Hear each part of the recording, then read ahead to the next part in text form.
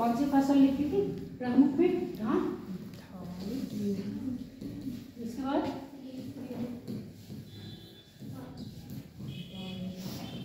बाजरा। अरे यार, बाजरा।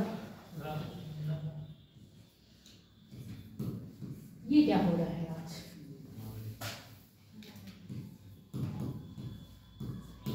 बाजरा, गेहूं, बाजरा, ज्वार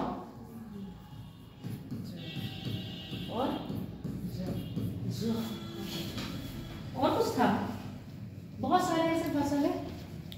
इसके बाद गौड़ में कौन सी? दलहन, तिलहन लिखते हैं। दलहन, तिलहन।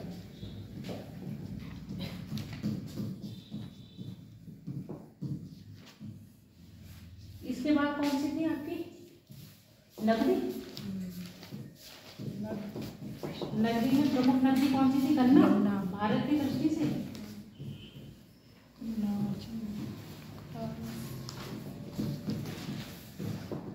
और रबड़। खाद में भी आ जाती ना रबड़। गन्ना खाद में है या खाद में है? गन्ना खाद में है या खाद में है? गन्ना खाते हो? पेट भर जाता है? जीवन यापन गन्ने से हो रहा है? जिस फसल से जीवन यापन हो वो खाद्य फसलें, जिस फसल से जीवन यापन ना हो। जैसे धान और गेहूं की वजह से हम लोग रह नहीं सकते, उसे हमें डेली मील में चाहिए। दाल तो आप स्किप भी कर सकते हो क्योंकि उसके जगह आप कभी सब्जी बना लेते हो, कभी मुर्गा बना लेते हो, है ना। रबड़ हो गया, कॉफी हो जाता है, चाय हो जाता है,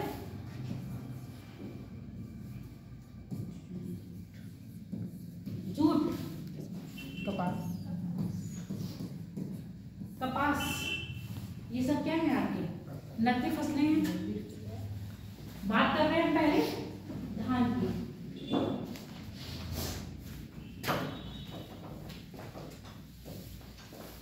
लिखे हुआ तो हो, ये दो चार्ट तुम्हारा पिछले साल कह रहे हैं, लास्ट क्लास का बना हुआ है, पिछले साल याद आ गया। अच्छा सोचो, पिछले साल क्लास हुई होगी, उसकी 1 साल बाद हो रही होगी, फिर कुछ दिमाग में नहीं रहता।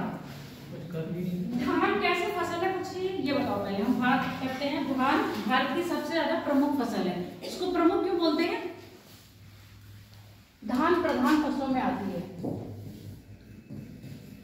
इसको हम चावल भी बोल सकते हैं ना। भैया देखो, आज हम लिखने में असमर्थ है क्योंकि हमारी गर्दन ऐड जाएगी। क्यों बोलते हैं धान को प्रधान? नीचे लिखेंगे, नीचे भी लिखते हैं। बताओ प्रधान क्यों बोलते हैं धान को? गांव का प्रधान होता है इसलिए। फिर क्योंकि चावल को हम कंटिन्यू पर डे खाते हैं। पर डे खाते हैं, चलो मानते हैं पर डे।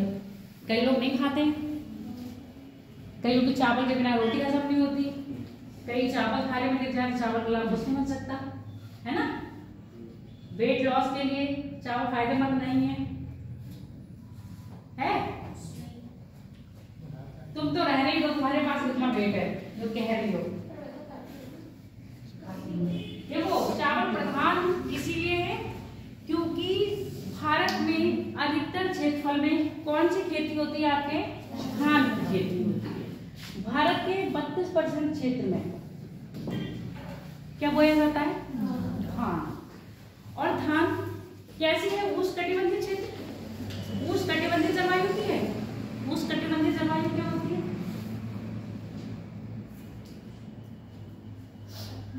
मैम जब वर्षा ज्यादा होती है गर्मी रहती है। जब वर्षा ज्यादा होगी गर्मी रहेगी। चलो तापमान कैसा होना चाहिए? बढ़ा हुआ। और तापांतर कैसा होगा? ताप बड़ा होना चाहिए। गर्मियां है ना, ग्रीष्म तो क्या होना चाहिए? ग्रीष्म काल होना चाहिए। अब ये बताओ वर्षा कैसी होनी चाहिए धान के लिए? 100 सेंटीमीटर से अधिक वर्षा चाहिए होगी। इससे कम होगी तो वर्षा मतलब आपका धान नहीं होगा। चलो वर्षा क्या होनी चाहिए? अधिकता होनी चाहिए। अब इसके बाद बताओ ताप कितना होना चाहिए। यहाँ जो ताप लिखे हैं, ताप अधिक का मतलब आपका कैसा होना चाहिए, उष्णकटिबंधीय शीतोष्ण जलवायु का पौधा है, तो उष्णकटिबंधीय जलवायु में तापमान क्या होता है, हाई होता है। तापांतर कैसा रहता है,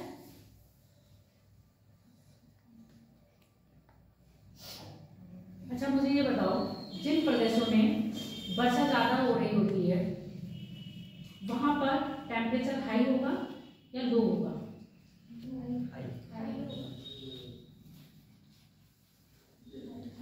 तुम्हारे यहाँ गर्मी से निजात पाने के लिए क्या कहा जाता है, वर्षा आ गई है टेम्परेचर में अब 1-2 डिग्री की बढ़ोतरी हो जाएगी या कमी आएगी, कमी।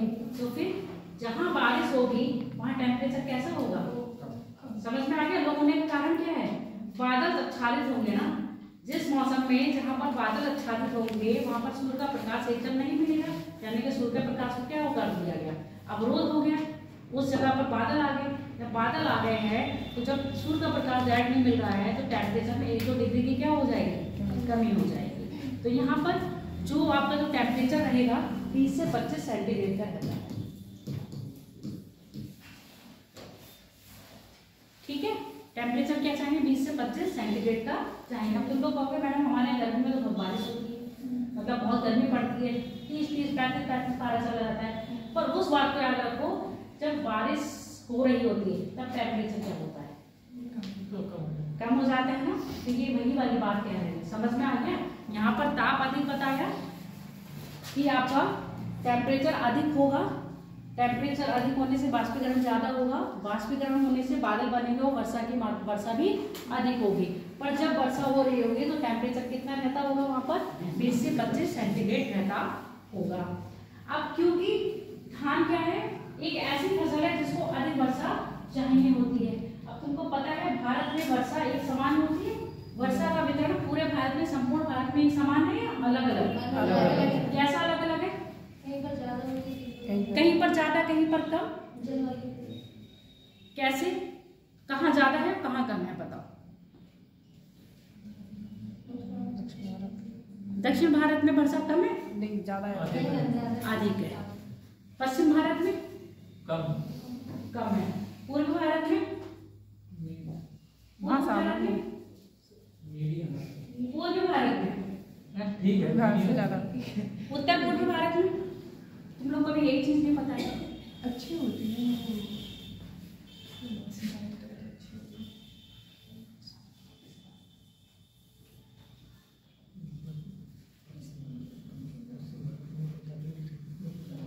ऐसे बना दे रहे हैं, समझ जाओ। मानसून यहाँ से आया, वर्षा कराई तो वर्षा की अधिक मात्रा यहाँ होगी। जैसे ही मानसून या पवने, नमी युक्त पवने उत्तर भारत में प्रवेश करेंगी, वर्षा की मात्रा क्या होती जाएगी, कम होती जाएगी। एक मानसून इधर से प्रवेश करा, पूरब में वर्षा की मात्रा अधिक होगी और पश्चिम में वर्षा की मात्रा क्या होती जाएगी, कम होती जाएगी। तो तुम देखोगे कि जो हम लोगों के मध्य उत्तर में, मध्य भारत में, उत्तर का मध्य भारत का क्षेत्र है, वहां पर धान सिर्फ एक ही बार बोया जाता है। बोया जाता है, कौन सी फसल है, खरीफ की फसल है ना, रबी की तो नहीं है, ठीक है। धान सिर्फ एक बार बोया जा रहा है। अब इसके विपरीत तुम कहाँ आओगे, पश्चिम बंगाल वाले क्षेत्र में, यहाँ देखो मैप पर, पश्चिम बंगाल वाले क्षेत्र में आओ, या ये वाला, यहाँ पर क्या वर्षा की मात्रा अधिक है। तो यहाँ से लेके यहाँ तक का आपका पूर्व उत्तर प्रदेश, यहाँ पर जो धान की खेती होती है वो 2 से 3 बार एक वर्ष में हो जाते हैं, यानी कि आप साल में एक बार धान बो रहे हो, इन क्षेत्रों में साल में 2 से 3 बार धान बो लिया जाता है। इसीलिए तो कह रहे हैं कितना परसेंट बोला है पहले, 32%।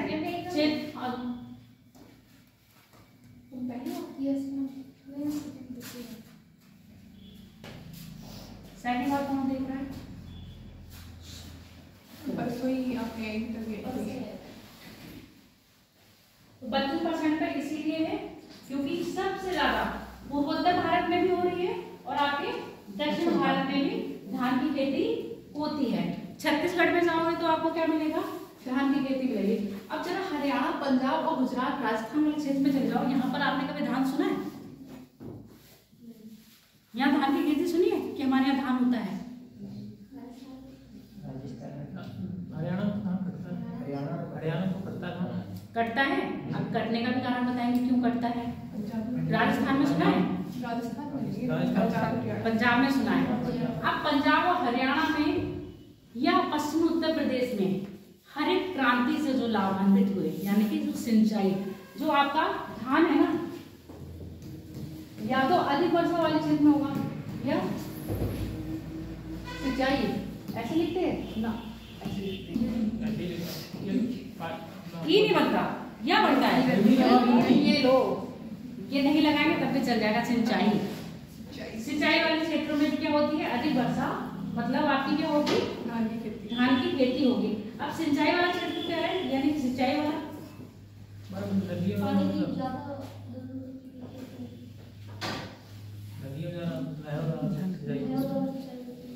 नहरों द्वारा सिंचाई, मतलब नदियों जो मतलब वहाँ पानी की व्यवस्था ठीक होगी, सिंचाई की व्यवस्था वहाँ पानी की व्यवस्था ठीक होगी या करी गई होगी? करी गई होगी। किसने करी होगी?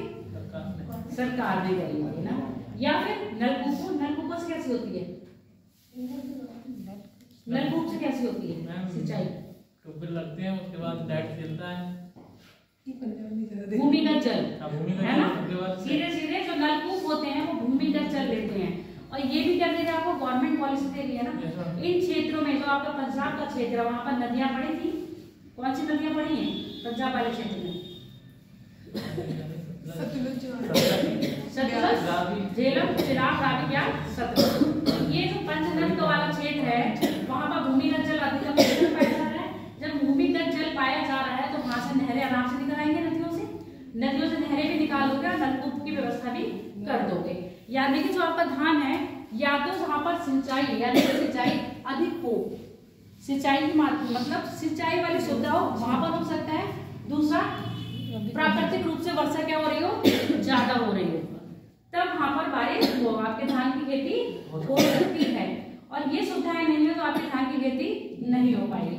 अगर गुजरात, राजस्थान के क्षेत्र में भी सिंचाई की व्यवस्था हो जाएगी तो वहां भी आपके धान हो जाएंगे। समझ में आ गया? और उसके साथ साथ मिट्टी कैसे होनी चाहिए? दोमट मिट्टी तो बेस्ट है, ठीक है। दोमट नहीं मिलती है तो जलोढ़ आपकी है। नॉर्मली दोमट और जलोढ़ को हम एक ही बार मान लेते हैं, क्योंकि जब दोमट में क्या होता है, रेत की, या क्या बताया था, सिल्ट, रेत और क्ले, इनकी मात्रा क्या होना चाहिए? अनुपात इनका जैसे 40 60 60 नहीं 30 30 40, इनका अनुपात रहता है। टोटल 100% हमें करनी होती है। अब जलोढ़ में क्या रहता है? जलोढ़ नदियों द्वारा लाई हुई मिट्टी होती है, जिसमें हर वर्ष क्या होता है, बदलती रहती है, तो नई मृदा आ जाती है। उपजाऊ दृष्टि से वो अधिक उपयोग की जाती है। जितने भी खाद्यान्न होंगे आपके, वो जलोढ़ मृदा में ही होंगे। जलोढ़ मृदा यानी कि जहाँ पर नदियां अपने साथ मिट्टी लेके, अब साथ वही मिट्टी लेके आ रही हो और बिछा दे रही हो। तो आप देखो उत्तर भारत का जितना भी मैदान देखा सारा मिट्टी वाला है। और इधर जाओगे अगर बंगाल की साइड, या आप पूर्वी बिहार, या आपका पूर्वी उत्तर प्रदेश, इस साइड में जाओ तो नदियां नेपाल से आके कहाँ जा रही है? गंगा में अपना जल गिरा रही है। सारी नदियां गोरखपुर से ले लो, प्रयागराज से जितना भी गोरखपुर का क्षेत्र चले जाओ और तिस्ता तक जाओ। दिमाग में रखो अपना मैप। यहाँ पर प्रयागराज से सीधा आओगे तो आपकी गंडक, कोसी, ये सारी नदियां क्या कर रही हैं? यहाँ अपना जल गिरा रही है। तो जल गिरा रही है तो यहाँ पर भूमिगत जल की अपेक्षा बहुत है और नदियों से आराम से आपको पानी मिल रहा है। तो यहाँ पर वर्षा पर तो डिपेंड कर नहीं रहे हैं हम लोग। समझ में आ रहा है? यहाँ वर्षा के पानी पर तो डिपेंडेंसी नहीं है लोगों की। तो आराम से क्या करोगे आप? अपने धान की फसल को आराम से पानी दे सकते हो। इसलिए पश्चिमी भारत की अपेक्षा पूर्वी भारत और दक्षिण भारत में क्या है? अधिकतर धान की खेती होती है। समझ में आई बात ही नहीं? टेम्परेचर पूछा जाएगा या विशेषता पूछी जाएगी तो कौन सा? उष्णकटिबंधीय क्षेत्र का क्या है? पौधा है धान, जिसको अधिक तापमान और अधिक वर्षा वाले क्षेत्रों में होता है। लिखो धान।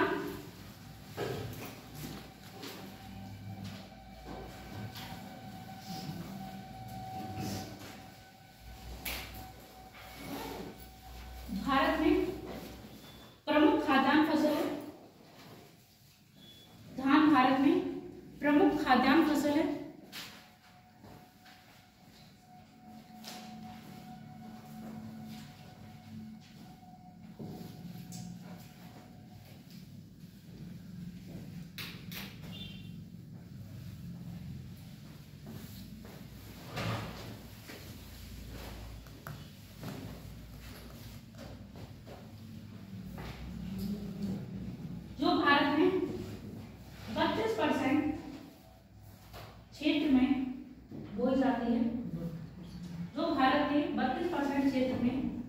लगती है। धान प्रायः उष्णकटिबंधीय जलवायु का पौधा है। धान प्रायः उष्णकटिबंधीय जलवायु का पौधा है।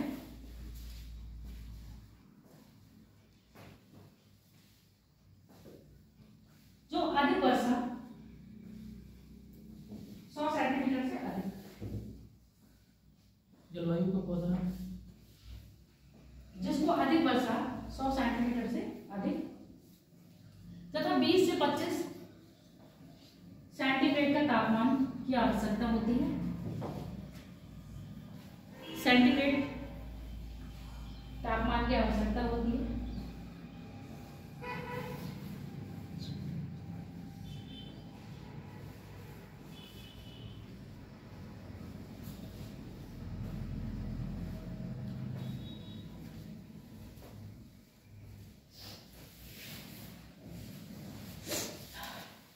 लिख लो जल्दी जल्दी, हाथ चलाओ। अब तो गर्म हो गया है हाथ लोगों से, इतनी देर से रखे हुए थे जेल में। भारत में वर्षा की मात्रा तथा वर्षा का वितरण असमान है। भारत में वर्षा की मात्रा तथा वर्षा का वितरण असमान है, जिस कारण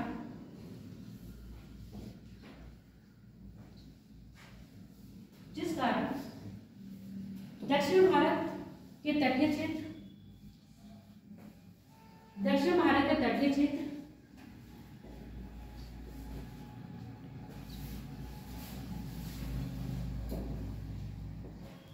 इसमें लिखना चाहूँ तमिलनाडु कर्नाटक तटीय क्षेत्र, ब्रैकेट में लिख लेना तमिलनाडु कर्नाटक तथा उत्तर भारत में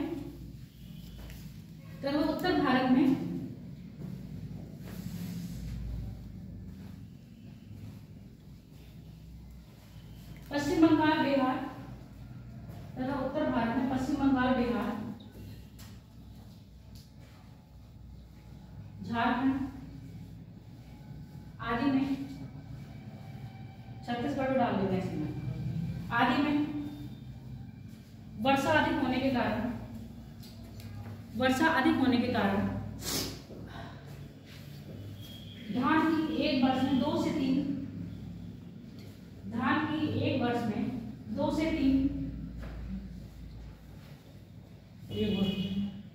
फसल हो जाती है।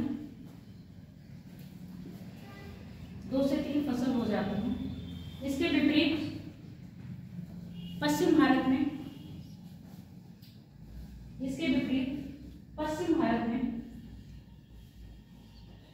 वर्षा की मात्रा कम होने के कारण यहाँ धान की एक ही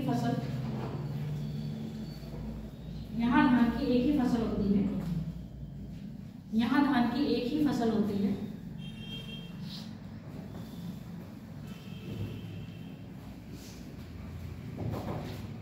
जबकि पंजाब हरियाणा वाले क्षेत्र में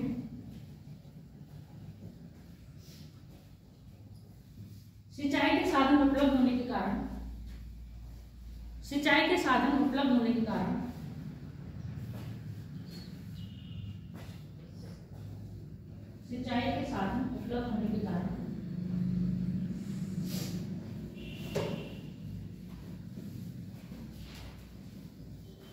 धान की खेती की जाती है।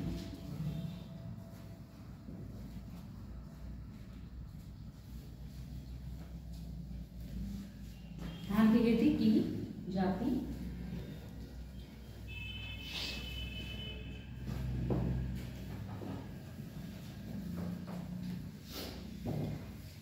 हरित क्रांति का भी इसमें कुछ नहीं लिखवा रहे, जब हरित क्रांति पढ़ाते जाएंगे तब लिखवा देंगे, ठीक है। और बस समझ में तो आ गया, सिंचाई जो आपकी हो रही है वो हरित क्रांति के टाइम से हो रही है। हरित क्रांति का उद्देश्य क्या था? खाद्यान्न फसलों में बढ़ोतरी करना, जिसमें संकर बीज और बौने बीजों का इस्तेमाल करके उच्च कोटि उत्पादन को बढ़ाना। अगला लिखो गेहूँ। ये दक्षिण भारत में समझा दें। कौन सा? दक्षिण भारत में अधिक होती है फसल। हाँ। इसके कारण दक्षिण भारत में भी जो वर्षा होती है अधिक होती है। क्यों? जब इधर आओगे तो केरल तट, कर्नाटक वाला तट वर्षा बढ़ती जाएगी। जब वर्षा लौट रहा होगा तब आपका तमिलनाडु के तट। तमिलनाडु में क्या फिर जाड़ों में वर्षा जैसे हाँ, जाड़ों में होती है, सर्दियों में यहाँ पर, तभी तो मैं कह रही हूँ 2 फसलें हैं, लिखवाया ना, 2 से 3 फसलें काट ली जाती है पूरे साल में। लौटता हुआ मानसून बारिश करवाता है और वहाँ पर उष्णकटिबंधीय जलवायु क्षेत्र हमेशा पाया जाता है, वहाँ पर वर्षा होती है। उत्तर भारत में जैसे गर्मी में होती है ये वाली फसल, तो हाँ। इसमें जाड़ों में भी हो जाती है। जो फसल उत्तर भारत में खरीफ में होगी वो फसल दक्षिण भारत में रबी में होगी। समझ में आ गया? लिखो गेहूं। तुम दक्षिण भारत में जाओगे तो चावल मिलेगा, इडली किसकी बनी होगी? चावल की। गेहूं नहीं मिलेगा। समझ में आ रहा है क्यों? झारखंड जाओगे चावल आपको मुफ्त में मिलेगा और रोटी का 20 रुपया लगेगा। मैम केरल में पानी की कमी फिर कैसे होगी? अभी पढ़ोगे, पानी की कमी कहीं नहीं है। नहीं, अभी आई थिंक 2-3 महीने पहले ये मुद्दा आया था कि केरल में पानी की ऐसे तो तेरे मुद्दे आते रहते हैं, पूरे भारत में पानी का स्तर कम हो रहा है, पर ऐसे कभी नहीं है कि बिल्कुल खेती भी ना हो। पानी की कमी तो इंसान पूरी अपने आप में कर रहा है। क्यों? वाटर टेबल गिराता ही जा रहा है। हाँ, लापरवाही में चला ही जा रहा है, टंकी चला ही जा रहा है। चलो अगली फसल लिखो गेहूं।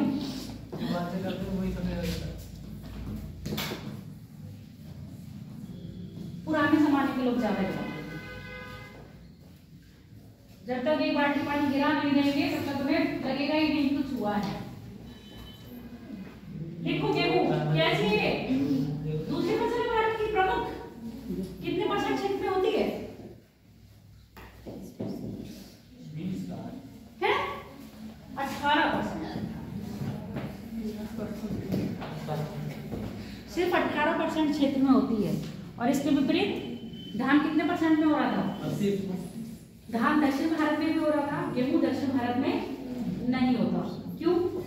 गेहूं कैसा है? शीतोष्णकटिबंधीय पौधा है और भारत में जलवायु, शीतोष्णकटिबंधीय जलवायु कहाँ पाई जाती है? कर्क रेखा के उत्तर में।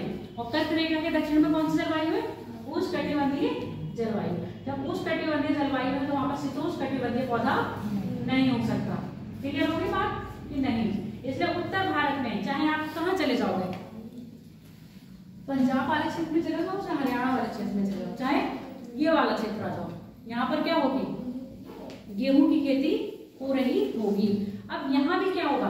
अब मैंने कहा कि जो आपका बंगाल वाला क्षेत्र या छत्तीसगढ़ वाला क्षेत्र है वहां पर धान की फसल 2 से 3 बार होती है, यानी पूरे साल में हम कितना काटते थे?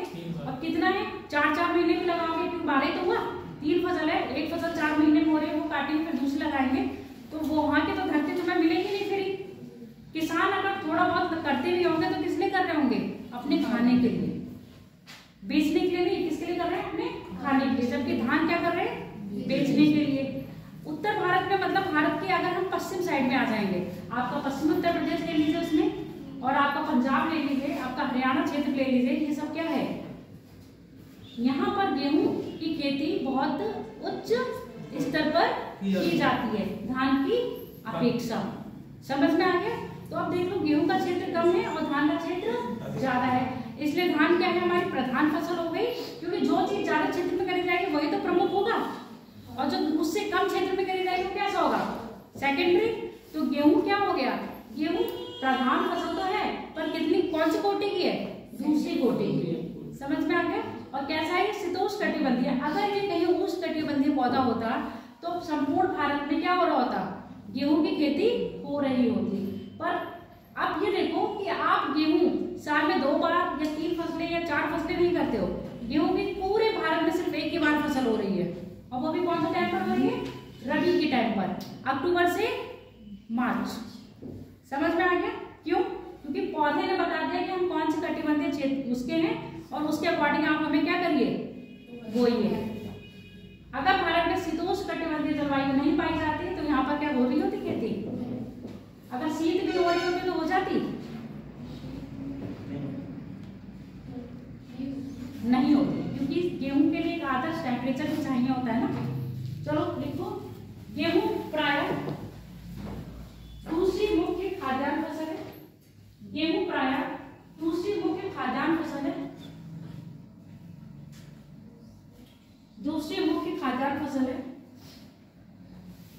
कौन से कुल का पौधा है? गेहूं। ग्रेमी कुल का? लिखवाना नहीं, हम पूछ रहे हैं, बस पूछा जाता है। गेहूं ग्रेमी कुल का पौधा है और एक पत्री है या दो पत्री है? एक बीजी है या दो बीजी है? बताओ। गेहूं एक बीजी है दो बीजी?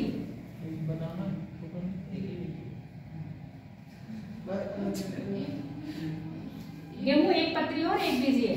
गेहूं को टुकड़े करोगे क्या दो पार्ट में डिवाइड होता है? एक ही पार्ट में है ना। सरसों दो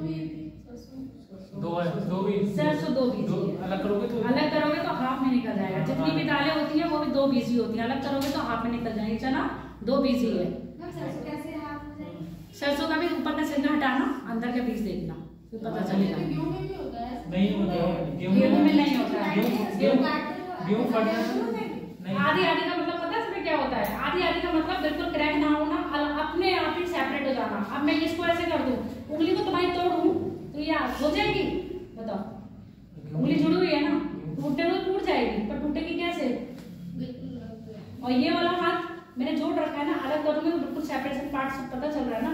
एक पत्री दो पत्री का मतलब ये होता है जब कोई बीज हो और बीच में से ऐसे लाइन बनी हुई हो। अरे चने की दाल होती है अलग। ठीक है, जैसे आप दाल देखते हो, चना देखते हो, आज जाके गेहूं में पकड़ना, सरसों में पकड़ना, पता चल जाएगा। कभी कभी लाइव एक्सपेरिमेंट करा करो इनके साथ, पेपर में कभी कभी इन्हीं से क्वेश्चन पूछ लिया जाता है। तो ग्रेमी कुल का पौधा है और एक बीज है, ना कि दो बीज है, क्योंकि बीच में तोड़ने से उसमें लाइन जरूर है, पर बीच में तोड़ने से वो क्या हो जाता है? टूट जाता है। लिख के क्या हो ये बता दो। ये प्रमुख दूसरी खाद्यान्न फसल है जो शीतोष्णकटिबंधीय पौधा है, जो शीतोष्णकटिबंधीय पौधा है।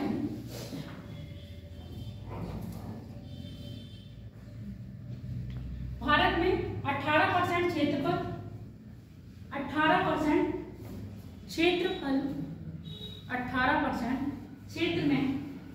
क्षेत्र पर गेहूं की खेती की जाती है। गेहूं की खेती की जाती है।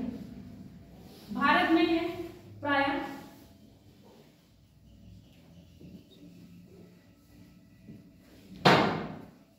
अक्टूबर से प्रारंभ होकर, यानी कि रबी की सीधे लिख लो। भारत में है रबी के मौसम में, भारत में रबी के मौसम में की जाने वाली फसल है जिसके बुआई के टाइम पर टेम्परेचर कम, जिसके बुआई के टाइम पर टेम्परेचर कम तथा वर्षा की मात्रा कैसी होनी चाहिए? 50 से 70 सेंटीमीटर।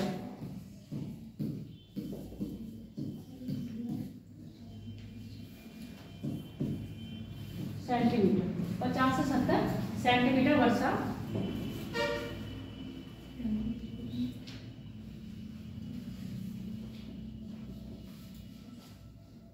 तथा हल्के पानी की आवश्यकता होती है।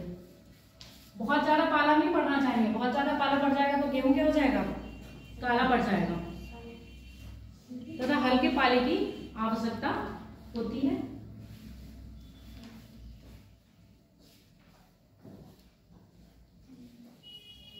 टेम्परेचर कितना 10 से कम है?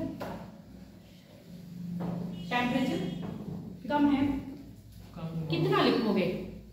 15 से 20 सेंटीग्रेड, बस, इससे ज्यादा नहीं। 15 से 20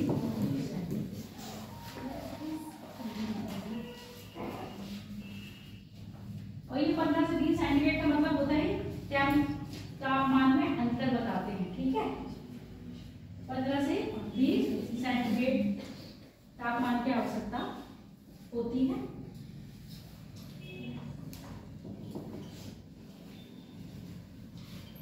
इसके बुआई के टाइम पर तापमान ठंडा तथा कटाई के समय गुनगुनी धूप का मतलब समझते हो? उस समय आप धूप को झेल सकते हो। हाँ, तथा कटाई के टाइम पे गुनगुनी धूप की आवश्यकता होती है। किस्मों की लिस्ट हम दे देंगे, धान की हो चाहे गेहूं की हो, वो आप याद कर लोगे। कटाई के टाइम पर गुनगुने धूप की आवश्यकता होती है। भारत में प्राय गेहूं की खेती उत्तर पश्चिमी क्षेत्र में, उत्तर पश्चिमी क्षेत्र हरियाणा, पंजाब, पश्चिमी उत्तर प्रदेश, हरियाणा, पंजाब, पश्चिमी उत्तर प्रदेश,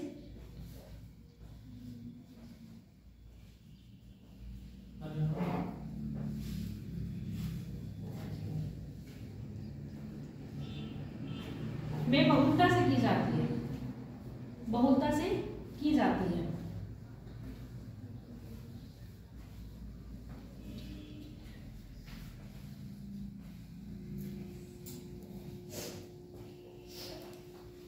अगला लिखो बाजरा। बाजरा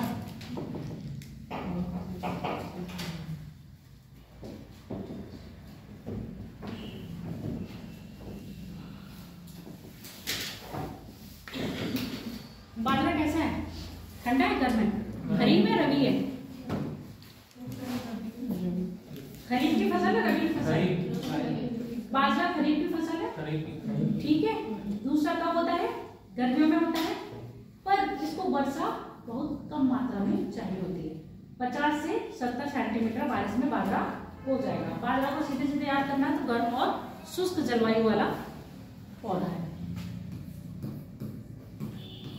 गर्म कामा शुष्क। बाजरा कैसा है? गर्म कामा शुष्क है,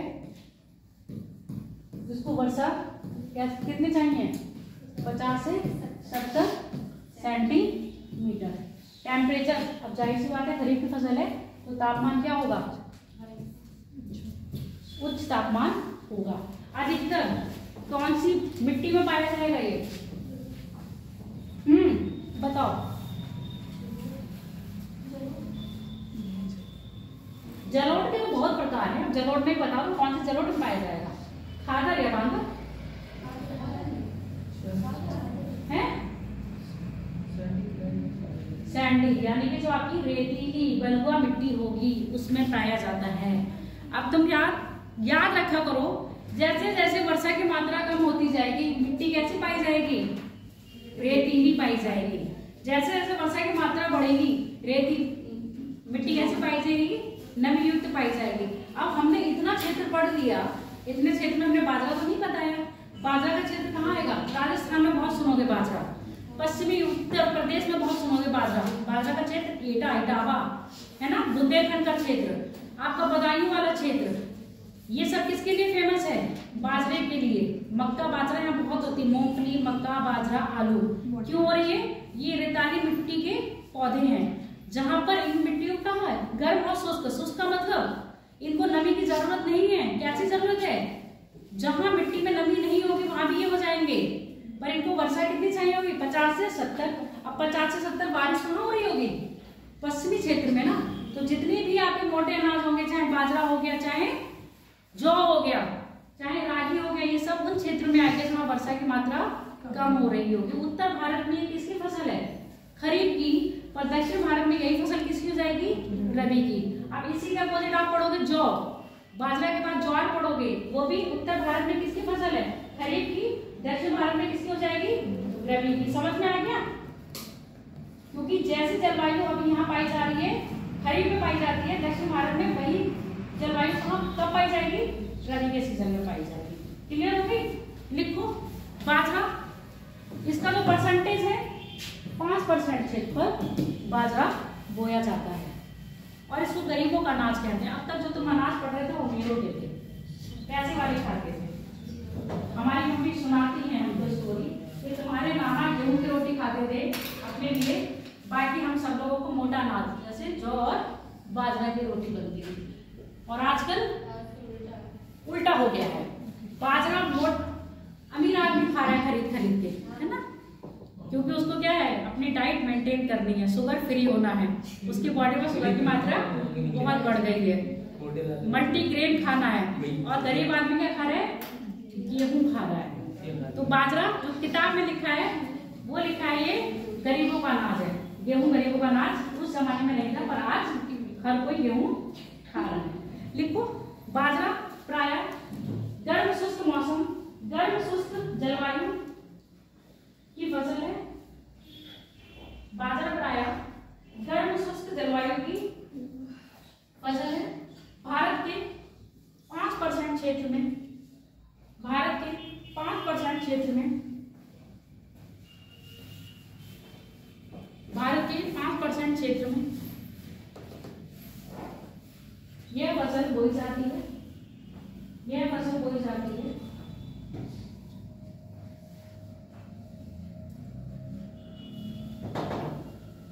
इस फसल को प्रायः कम वर्षा तथा उच्च तापमान की आवश्यकता होती है। कम वर्षा लिख लो, लिखियो। कम वर्षा तथा उच्च तापमान की आवश्यकता होती है।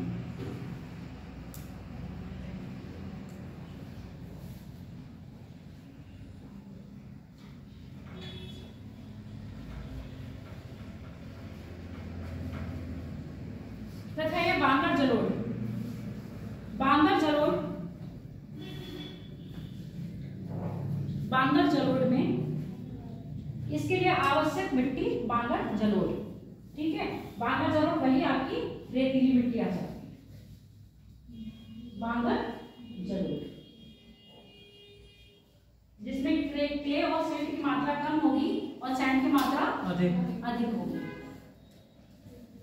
बांगर जलोढ़ मिट्टी आवश्यक होती है जिसमें क्ले और सिल्ट की मात्रा कम और सैंड की मात्रा अधिक।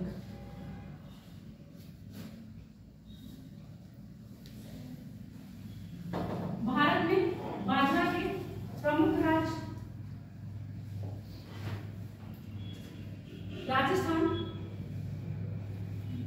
राजस्थान, दक्षिणी पंजाब, दक्षिणी हरियाणा, पश्चिमी उत्तर प्रदेश।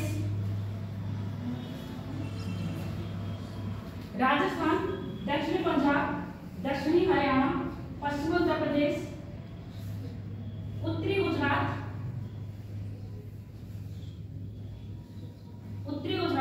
पश्चिमी एमपी, कर्नाटक आदि राज्यों में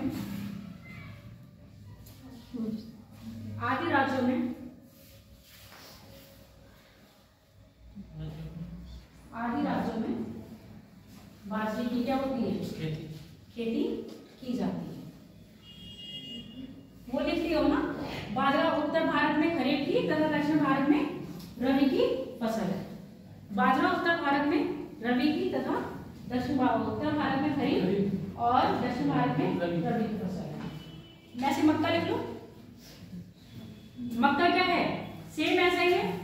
मक्का उत्तर भारत में खरीफ और दक्षिण भारत में रबी की फसल। और मक्का भी कहाँ बोया जाता है? इसको भी तापमान अधिक होना चाहिए और वर्षा 50 से 70 सेंटीमीटर जैसे बांटे का है सेल। बस इसकी जो तासीर होगी वो कैसी होगी? ठंडी। मक्का ठंडा होता है और आपका बाजरा गर्म होता है।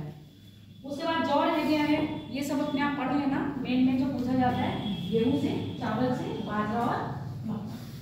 ठीक है, इसके बाद आपको फसल से पूछा नहीं जाता है। आपने क्वेश्चन देख भी लिया होगा। अगली कौन सी बस्ती है हमारी? दलहन लिखो।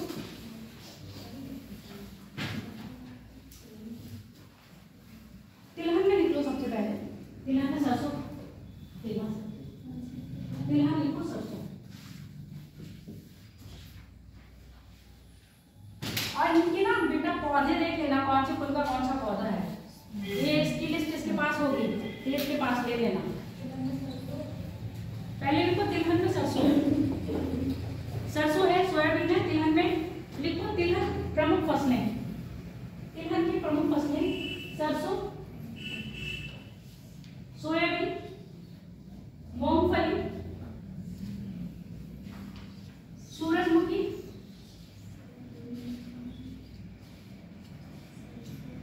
सूरजमुखी, तिल, तिलहन लिख रहे हो ना? तिल। और भी कोई है? नारियल वाले तुम बोल देना यहाँ पर, इतना ही रखो। ETC यानी कि इत्यादि।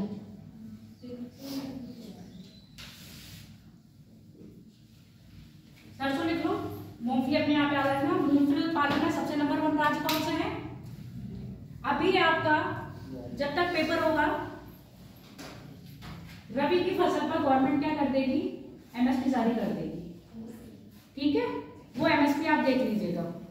और खरीफ की फसल जब तक एग्जाम होगा, खरीफ की फसल नहीं आएगी, तो खरीफ की फसल के लिए लास्ट ईयर का MSP देख लेगा। मिनिमम सपोर्टिंग प्राइस ये गवर्नमेंट देती है। कितनी फसलों पर दी जाती है? 22। गन्ना इंक्लूड नहीं है इसमें। 22 फसलों पर दी जाती है, जिसमें आपके दलहन, तिलहन और गेहूं, धान, बाजरा ये सारी फसलें आ जाती हैं। अच्छा, हरियाणा गवर्नमेंट एक ऐसी हो गई है जो हर फसल पर MSP देने लगी है। भारत का पहला ऐसा राज्य बन गया है। 14 फसलों पर वो पहले दे रहा था, अब और फसलों पर भी देने लगा है। बाकी अपना अपना गवर्नमेंट का रहता है कौन सी फसल पर देनी है। तो गुजरात में देख लो, कुछ फसल ऐसी है जो गुजरात के लिए मुख्य है, जबकि यूपी के लिए गेहूं और धान या गन्ना। इसके अपोजिट आप जाओगे दक्षिण भारत में, तो उनके लिए और कोई फसल क्या हो जाएगी? इंपॉर्टेंट हो जाएगी, तो वो उस पर MSP दे सकते हैं। अदर स्टेट उस पर MSP दे सकता है। ठीक है, तो स्टेट की MSP की पॉलिसी अलग होती है और सेंट्रल गवर्नमेंट की MSP की पॉलिसी अलग है। तो आप रबी का जब आएगा तब लिखिएगा, रबी की फसल कट जाएगी उसके बाद, और खरीफ का आप नोट कर लीजिएगा। पेपर में पूछा जाता है और कुछ पता नहीं है कहाँ से क्वेश्चन उठ जाएगा। सरसों लिखो। सरसों कौन सा पौधा है भैया? शीतोष्ण है या उष्णकटिबंधीय है? रबी की फसल है, खरीफ की फसल है, जायद की फसल? रबी की फसल है। और भारत की मुख्य तिलहनी फसल है। भारत की मुख्य तिलहनी फसल क्यों कह रही हूँ? सबसे ज्यादा इससे तेल प्राप्त होता है। उत्तर भारत के मतलब अधिक क्षेत्रफल में इसकी बुआई। राजस्थान देख लो मिलेगा आपको, MP देख लो वहां भी मिलेगा, पश्चिमी उत्तर प्रदेश या उत्तर प्रदेश के किसी भी उसमें चले जाओ, आपको सरसों की खेती करने मतलब होती हुई दिख जाएगी। दक्षिण भारत में भी जाओगे तो आपको सरसों के खेत मिल जाएंगे। अब क्या बताया? रबी के मौसम और खरीफ के। जब हमारे यहाँ रबी है तो वहां पर इसकी नहीं मिलेगी आपको सरसों, क्योंकि शीतोष्ण कटिबंधीय पौधा है। ठीक है, लिखो। सरसों एक शीतोष्ण कटिबंधीय पौधा है जिसकी फसल प्रायः रबी शीतोष्ण कटिबंधीय पौधा है जिसकी फसल प्रायः रबी के मौसम में की जाती है। जिसकी खेती लिखो ना, खेती अच्छा लगेगा। जिसकी खेती प्रायः रबी के मौसम में की जाती है।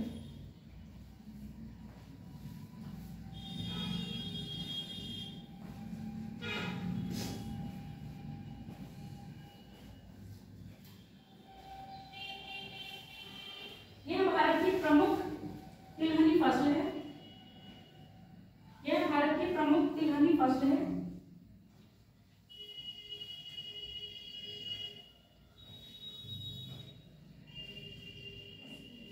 प्रमुख तिलहनी फसल है जो बिहार, उत्तर प्रदेश, राजस्थान, हरियाणा, पंजाब, हिमाचल में भी देखोगे तब भी आपको क्या मिलेगा? सरसों बोई हुई मिलेगी। उत्तराखंड में चले जाओ, सरसों मिलेगी कि नहीं? Very good.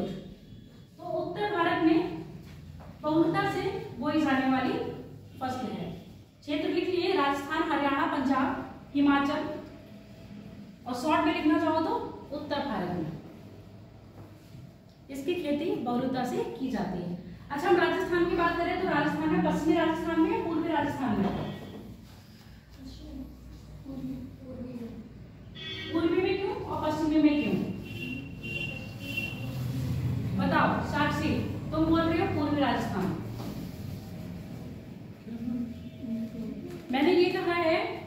राजस्थान में सरसों की खेती हो रही है तो पूर्वी राजस्थान में हो रही होगी या पश्चिमी राजस्थान में हो रही होगी? पूर्वी में क्यों?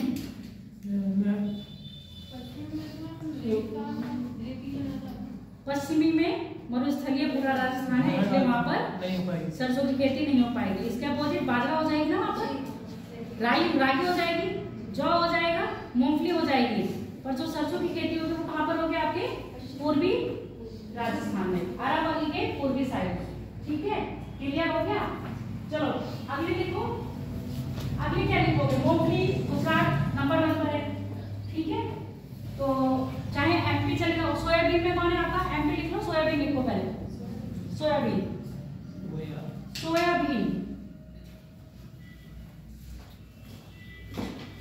सोयाबीन प्रायः प्रमुख दलहनी फसल है, और तिलहनी भी है। प्रमुख तिलहनी फसल है, ब्रैकेट में लिखो, तिलहनी लिखो, प्रमुख तिलहनी फसल है जिसको हम दलहनी के रूप में भी प्रयोग में लाते हैं। प्रमुख तो तिलहनी है, पर हम इसको क्या करते हैं? दलहनी के रूप में प्रयोग करते हैं। कैसा है ये? खरीफ है। सोयाबीन खरीफ की रबी की है? खरीफ की फसल है। सोयाबीन प्रायः खरीफ की फसल है।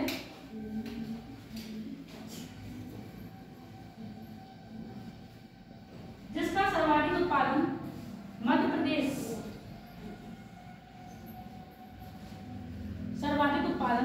प्रदेश करता है। इसके अलावा महाराष्ट्र, कर्नाटक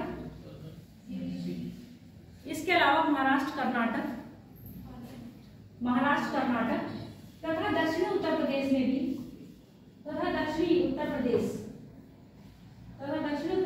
भी सोयाबीन की खेती की जाती है।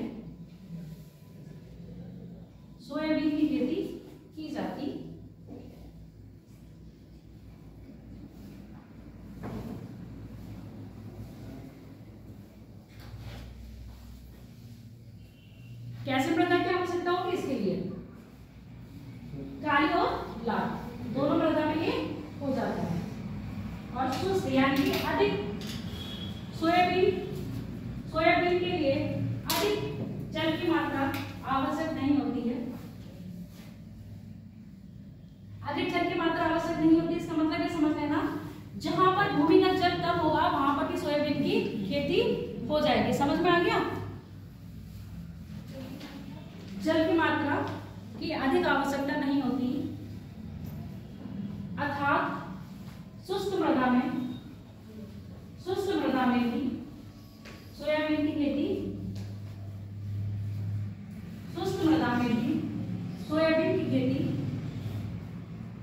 की जाती है। और जहां नहीं होगी वहां पर ये हो जाएगा क्या? नहीं होगा। मूंगफली में गुजरात राज्य नंबर 1 पर है। ये भी क्या है हमारे लिए? तिलहनी फसल है। और कैसी है? खरीफ है या रबी है? ये भी खरीफ की फसल है। आगे डालो। दलहन में इतना पूछने वाला कुछ है ही नहीं। दलहन प्रायः क्या होता है? सारा कैसे द्विबीजीय पौधे हैं, और दलहन में कुछ खरीफ है कुछ रबी है। अगर उड़द की बात करें और मसूर की बात करें, खरीफ की है ये? चरण बताओ। उड़द और मसूर खरीफ की फसल है? मसूर है रबी की। और उड़द है खरीफ की। अरहर रबी है। मसूर आपकी रबी है, उड़द आपकी खरीफ है। तो दाल को बस ऐसे याद कर लेना, कौन सी दाल रबी की है, क्योंकि कुछ दालें रबी में है, कुछ दालें खरीफ में है। और दाल भी क्या है? ऐसी भूमि जहां पर जल की मात्रा कम होगी। तो आप देखना, जितना भी आपको बुंदेलखंड का यानी कि उत्तर प्रदेश का दक्षिणी और मध्य प्रदेश, महाराष्ट्र, गुजरात, राजस्थान, ये दलहन के मामले में अच्छे उत्पादक राज्य हैं। ठीक है, और दालें दोनों ही है, खरीफ और रबी की। अब हम आ जाते हैं किस पे लिखोगे? रबड़ लिखो। आपकी नकदी फसलों में पहले लिखो गन्ना। नकदी फसल में पहला लिखो गन्ना। नकदी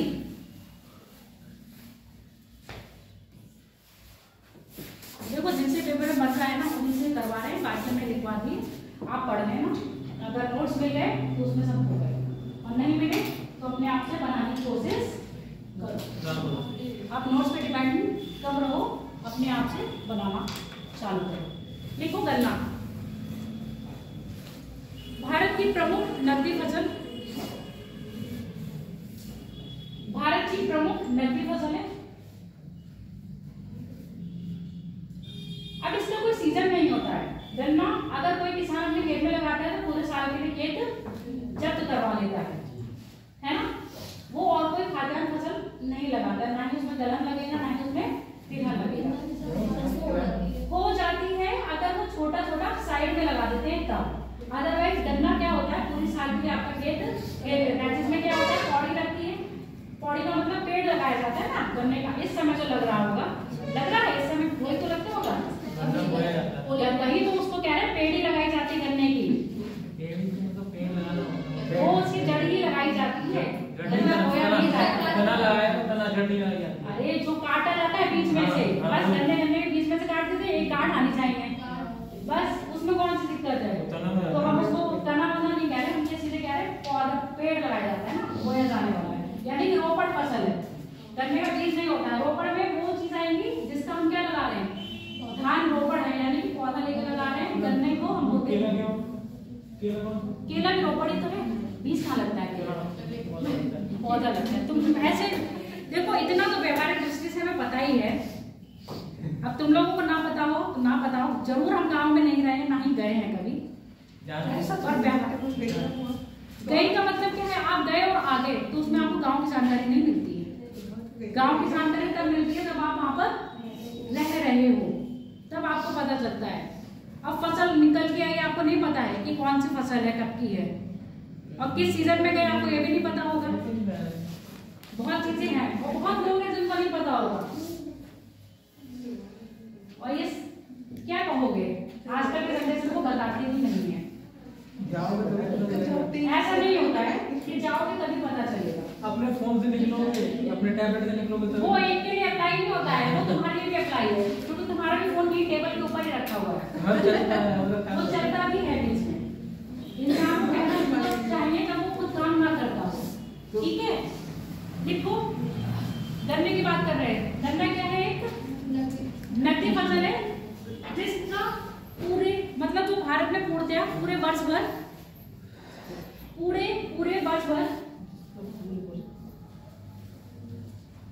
भारत में पूरे वर्ष भर बोई जाने वाली फसल है। ऐसे तो पूरे वर्ष भर की फसल है, पूरे वर्ष भर की फसल है। समय हम बता दे रहे हैं कब कब है, अक्टूबर से फरवरी तक। हाँ, अक्टूबर से फरवरी तक इसका होता है। अब सुन लो, ये जो टाइम आपका चल रहा है कौन सा वाला, जनवरी वाला है ना, जो प्राय जनवरी से फरवरी तक पेड़ी लगाई जाती है। पेड़ी का मतलब उसका जो तना काट के बोया जाता है। जनवरी से फरवरी तक प्राय जिसकी पेड़ी लगाई जाती है। और ये कटता कब है बेटा, अक्टूबर में, है ना। प्राय अक्टूबर में इसकी कटाई प्रारंभ होती है। प्राय अक्टूबर में इसकी कटाई प्रारंभ होती है। प्राय अक्टूबर में इसकी कटाई प्रारंभ होती है।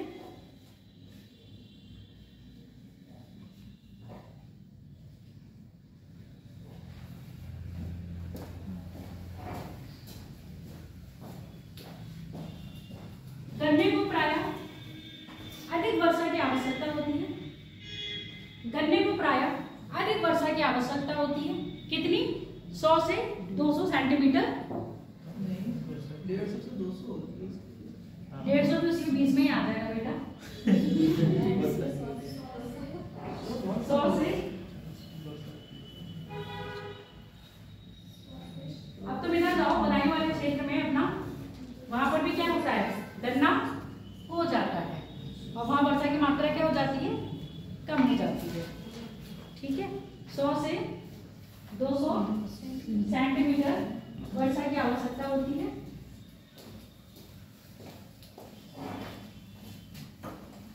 तथा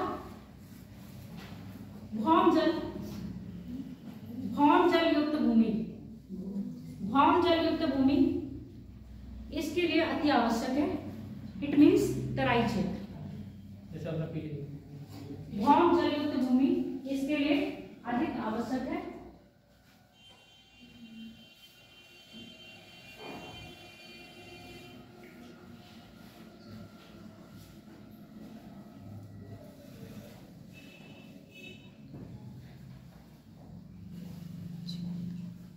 इसका प्राय प्रयोग किसके लिए किया जाता है?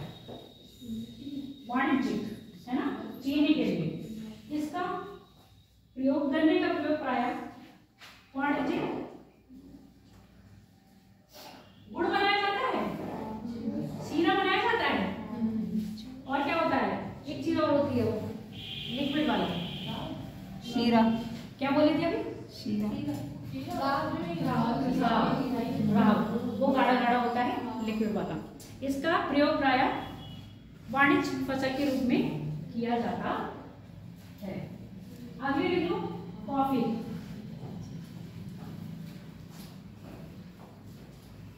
अगर रबड़ लिखोगे, रबड़ लिख रहे हो क्या? कॉफी लिख लो पहले, कॉफी लिखो, क्योंकि रबड़ पहले लिखा था पर कॉफी बता दिए हैं, कोई बात नहीं, कॉफी लिख लो।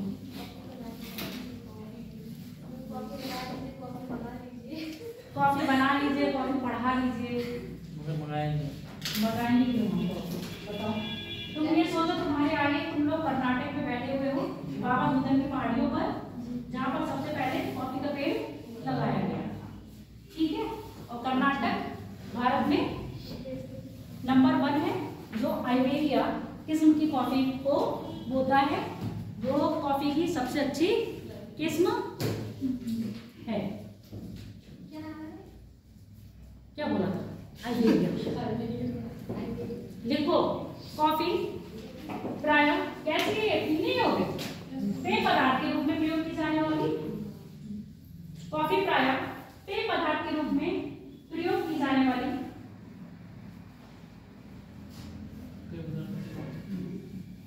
खाद्य सामग्री हो गई? नहीं, पेय पदार्थ के रूप में प्रयोग किए जाने वाला पदार्थ है। पदार्थ लिख रहे फसल है, क्या लिखोगे? पेय पदार्थ के रूप में प्रयोग किए जाने वाली फसल है। इसका क्या लगाए जाते हैं? रोपड़ है, रोपड़ है क्या? कभी देखा नहीं। रोपड़ है, जो प्राय कॉफी और आपकी चाय दोनों ही क्या है? रोपड़ है। यह प्राय रोपड़ फसल है, यह प्राय रोपड़ फसल है।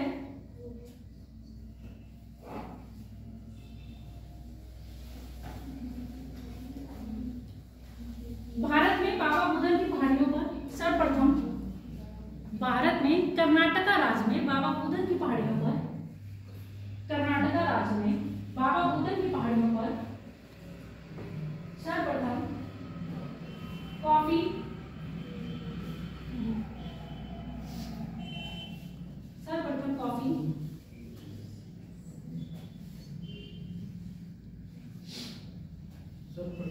कॉफी का पौधा लगाया गया था।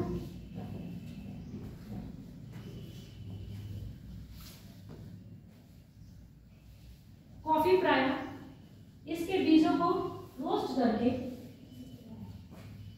कॉफी प्राय इसके बीजों को रोस्ट करके बनाई जाती है। रोस्ट करके मतलब उसको सेका जाता है, बनाई जा सकती है। भारत में कर्नाटक राज्य कॉफी का, और उसके साथ साथ आपका नीलगिरी की पहाड़ियां। भारत में कर्नाटक राज्य कॉफी का सबसे बड़ा उत्पादक राज्य है, सबसे बड़ा उत्पादक राज्य है,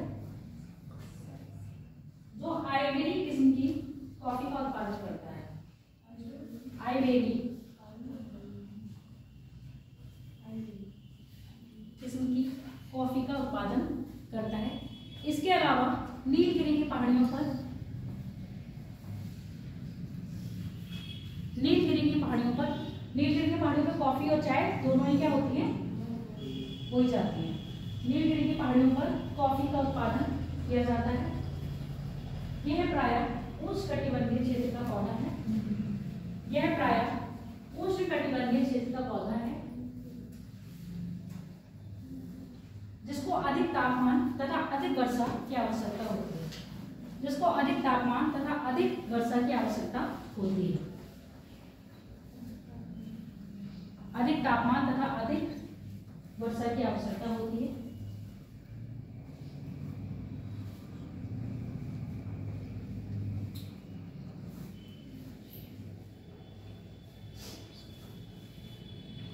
कैसी मिट्टी होगी इसके लिए? उपजाऊ या बंजर? जितना भी दलहन हो या रोपण वाली फसलें हो बंजर भूमि में हो जाती है। बंजर भूमि का मतलब जिसमें उर्वरता हो पर कम हो।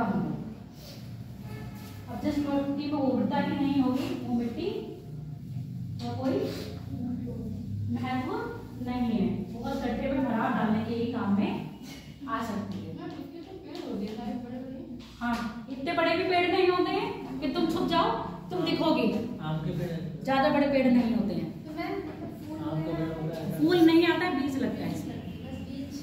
झाड़ी जैसा दिखेगा तुमको, ऐसा लगेगा कि कॉफी मतलब जब देखो ही नहीं होगा तो लगेगा कि झाड़ी जैसे दिखता है। अगला लिखो, नहीं छोटा छोटा होता है, चाय के पेड़ के जैसे झाड़ी जैसा पेड़ है।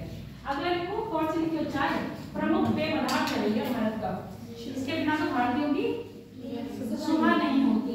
चाय लिखो, रात भी नहीं होती। कई तो बहुत एडिक्ट होते हैं। लिखो चाय चाय चाय चाय लिखो। चाय प्रायः भारत में प्रमुख पेय पदार्थ है। चाय प्रायः भारत में प्रमुख पेय पदार्थ है। प्रमुख पेय पदार्थ है।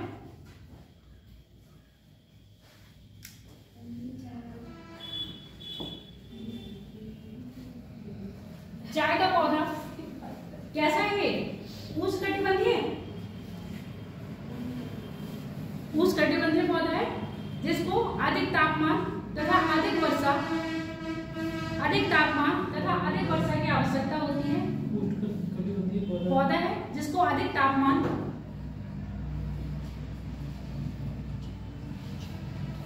तथा अधिक वर्षा की आवश्यकता होती है।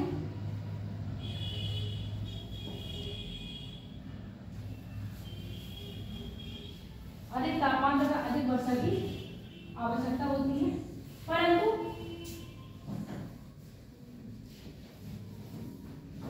परंतु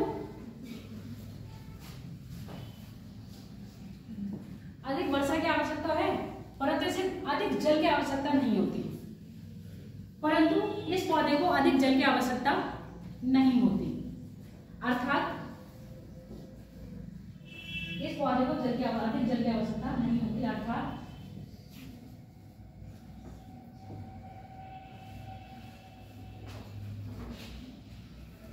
यहाँ जल निकासी हाँ तो वर्षा देखोगी तो जल तो ज्यादा ही हो जाएगा, हो ही जाएगा। आगे लिखवा क्या रहे हैं? तुम दिमाग तो खोल के सुनो पहले। अर्थात यहाँ जल निकासी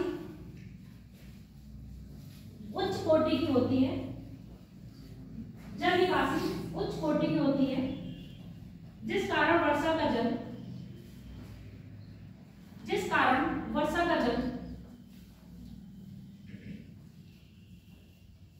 खेतों में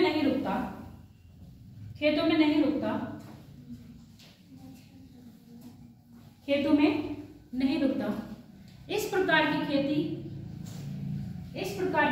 प्रायः पर्वतीय क्षेत्रों में सीढ़ीनुमा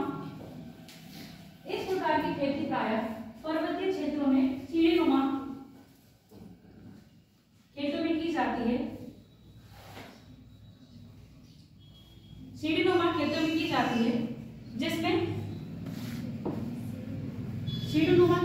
की जाती है जिसमें वर्षा तो अधिक होगी पर जल नहीं रुकेगा। वर्षा तो अधिक होगी पर जल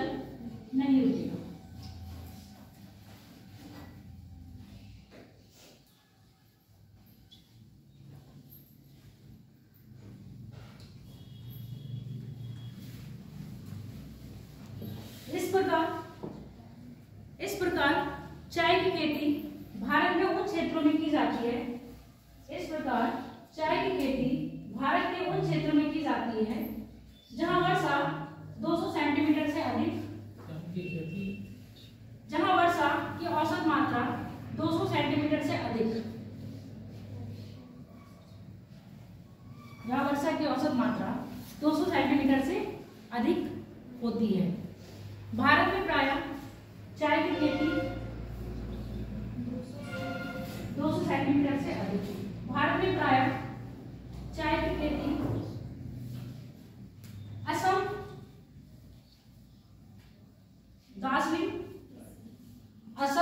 दार्जिलिंग, नीलगिरी, असम, दार्जिलिंग, नीलगिरी के क्षेत्रों में बहुलता से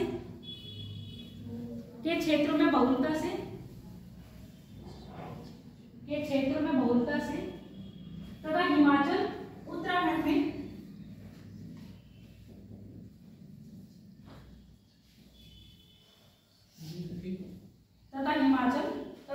में कैसे की जाती है? गौण रूप से की जाती है। हिमाचल तथा उत्तराखंड में गौण रूप से की जाती है। रबड़ लिख लो, उसका कपास,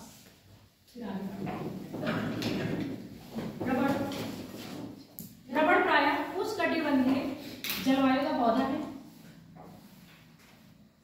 रबड़ प्रायः उष्णकटिबंधीय जलवायु का पौधा है।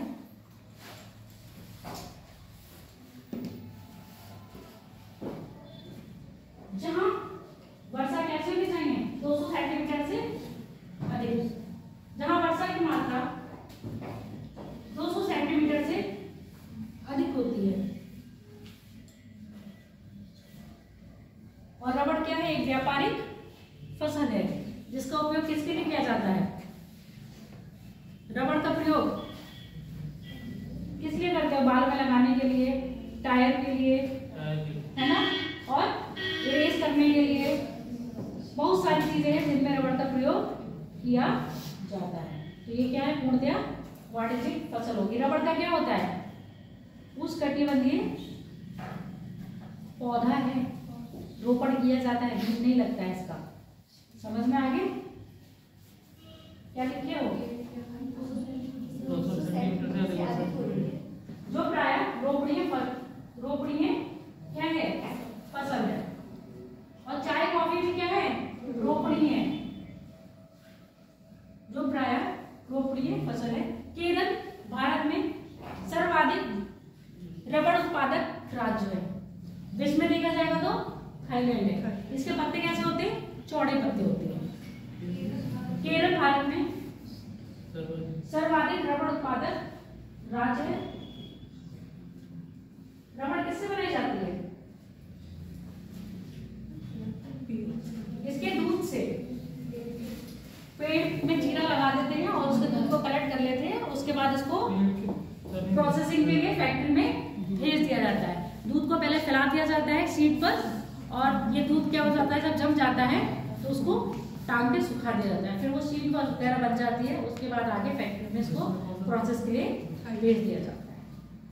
अगला क्या रहेगा? कपास की खेती। कपास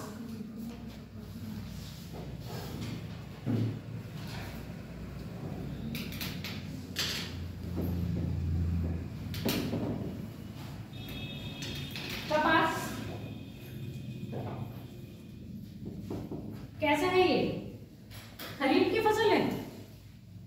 कपास फसल पूछा जाता है। कपास खरीफ की फसल है, ठीक है। और ये भी कैसा आपका? उष्णकटिबंधीय पौधा है जिसको कम वर्षा की मात्रा होती है। पर मिट्टी कैसी होनी चाहिए इसके लिए? कम वर्षा मतलब बहुत ऐसा नहीं है कि इसको 200 सेंटीमीटर की वर्षा चाहिए होगी। अगर किसी एरिया में 50 से 70 सेंटीमीटर में बारिश हो रही है तो वहां पर कपास की खेती आराम से हो जाएगी। और कपास उत्पादन में गुजरात, महाराष्ट्र और मध्य प्रदेश।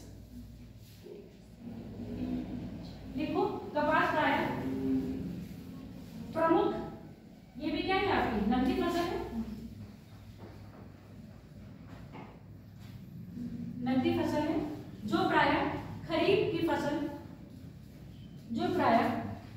फसल के रूप में जानी जाती है, खरीफ की फसल के रूप में जानी जाती है। इसके लिए अच्छा ये बताओ, बहुत अधिक तापमान की आवश्यकता होगी या कम?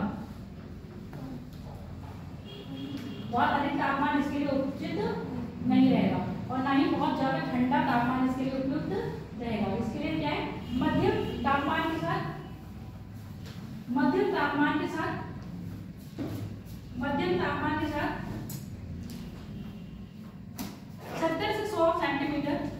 70 से 100 सेंटीमीटर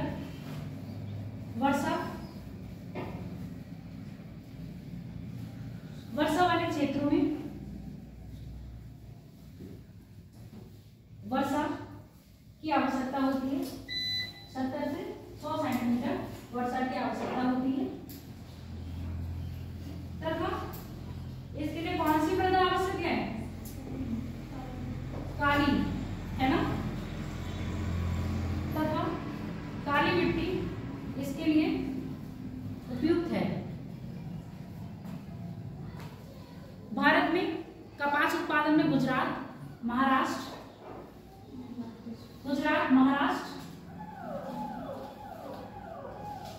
मध्य प्रदेश, कर्नाटक का कौन सा वाला क्षेत्र आएगा? उत्तरी कर्नाटक आदि राज्यों में, कर्नाटक का उत्तरी कर्नाटक लिखना बेटा, महाराष्ट्र, गुजरात, कर्नाटक, मध्य प्रदेश आदि राज्यों में कपास की खेती की जाती है। ये बताओ मुझे, कपास के लिए सस्ता श्रम आवश्यक होगा या महंगा? सस्ता। अच्छा, चाय के लिए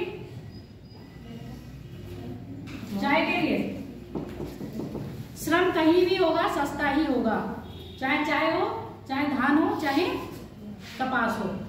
पर इसके लिए सस्ते श्रम के साथ साथ कैसा होना चाहिए? स्किल्ड होना चाहिए। और चाय की पत्ती के लिए भी स्किल्ड होना चाहिए। स्किल्ड का मतलब समझ के, जिसको इसके बारे में आपसे कहेंगे जाइए कपास के खेत में काम करके आइए, आप नहीं कर पाएंगे। जब तक आपको कपास आराम से निकालना नहीं आएगा, उसके रेशे बनाने नहीं आएंगे, आप नहीं कर पाओगे। तो इसके लिए कैसा चाहिए होगा? स्किल्ड, है ना? सस्ते के साथ साथ आपको कैसा चाहिए होगा? इसको कहेंगे शिक्षित श्रम की आवश्यकता होती है। ऐसे सेम होगा आपके किसके साथ? चाय के साथ। धान के साथ ऐसा नहीं है, धान का आप भी पढ़ कर लोगे। श्रम कैसा होना चाहिए?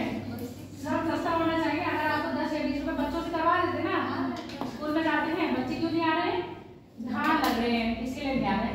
उसके लिए बच्चे शिक्षित नहीं है ना, बस गए पकड़ाया डाल देंगे, हो गया। समझ गए ना ये वाली बात? तो इस श्रम के ये विशेषताएं पूछी जाती हैं। ये जो विशेषताएं है ना, स्टेटमेंट में दे दी जाएगी। पूछा जाता है कि कौन सी फसल के लिए है या इसके लिए कौन सी चीजें आवश्यक हैं। तो सही चयन करें उत्तर का और अपना सही विकल्प समझ में आ गया? हो गया ये सारी फसलें। जूट क्या है? एक रेशेदार फसल है जो अधिक वर्षा वाले क्षेत्रों में होती है। अधिकतर इसका उत्पादन कौन कर रहा है आपका? अगर हम भारत की बात करें तो पश्चिम बंगाल, विश्व में बात करें तो बांग्लादेश। सर्वाधिक जूट फैक्ट्रियां कहाँ पर है आपके? बांग्लादेश में।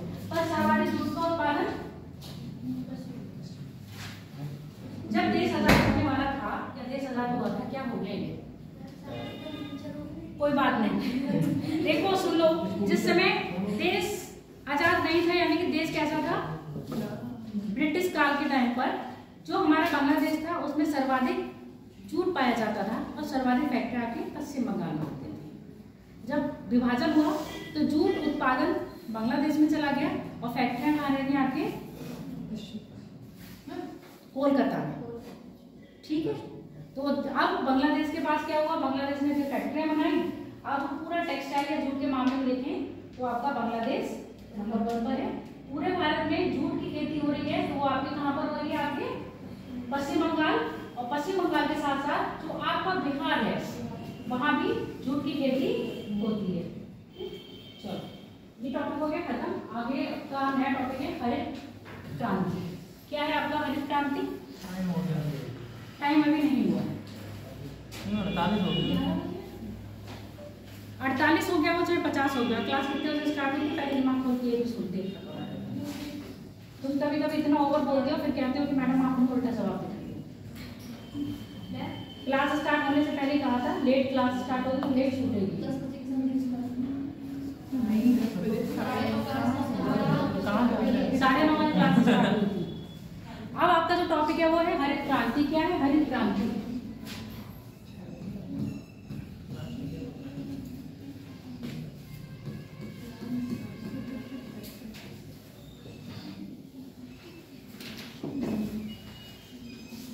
बताओ। ग्रीन रेवोल्यूशन क्या है? हरित क्रांति। लड़ाई करी क्या लोगों ने? क्रांति। कौन कौन सी क्रांतियां सुने हो?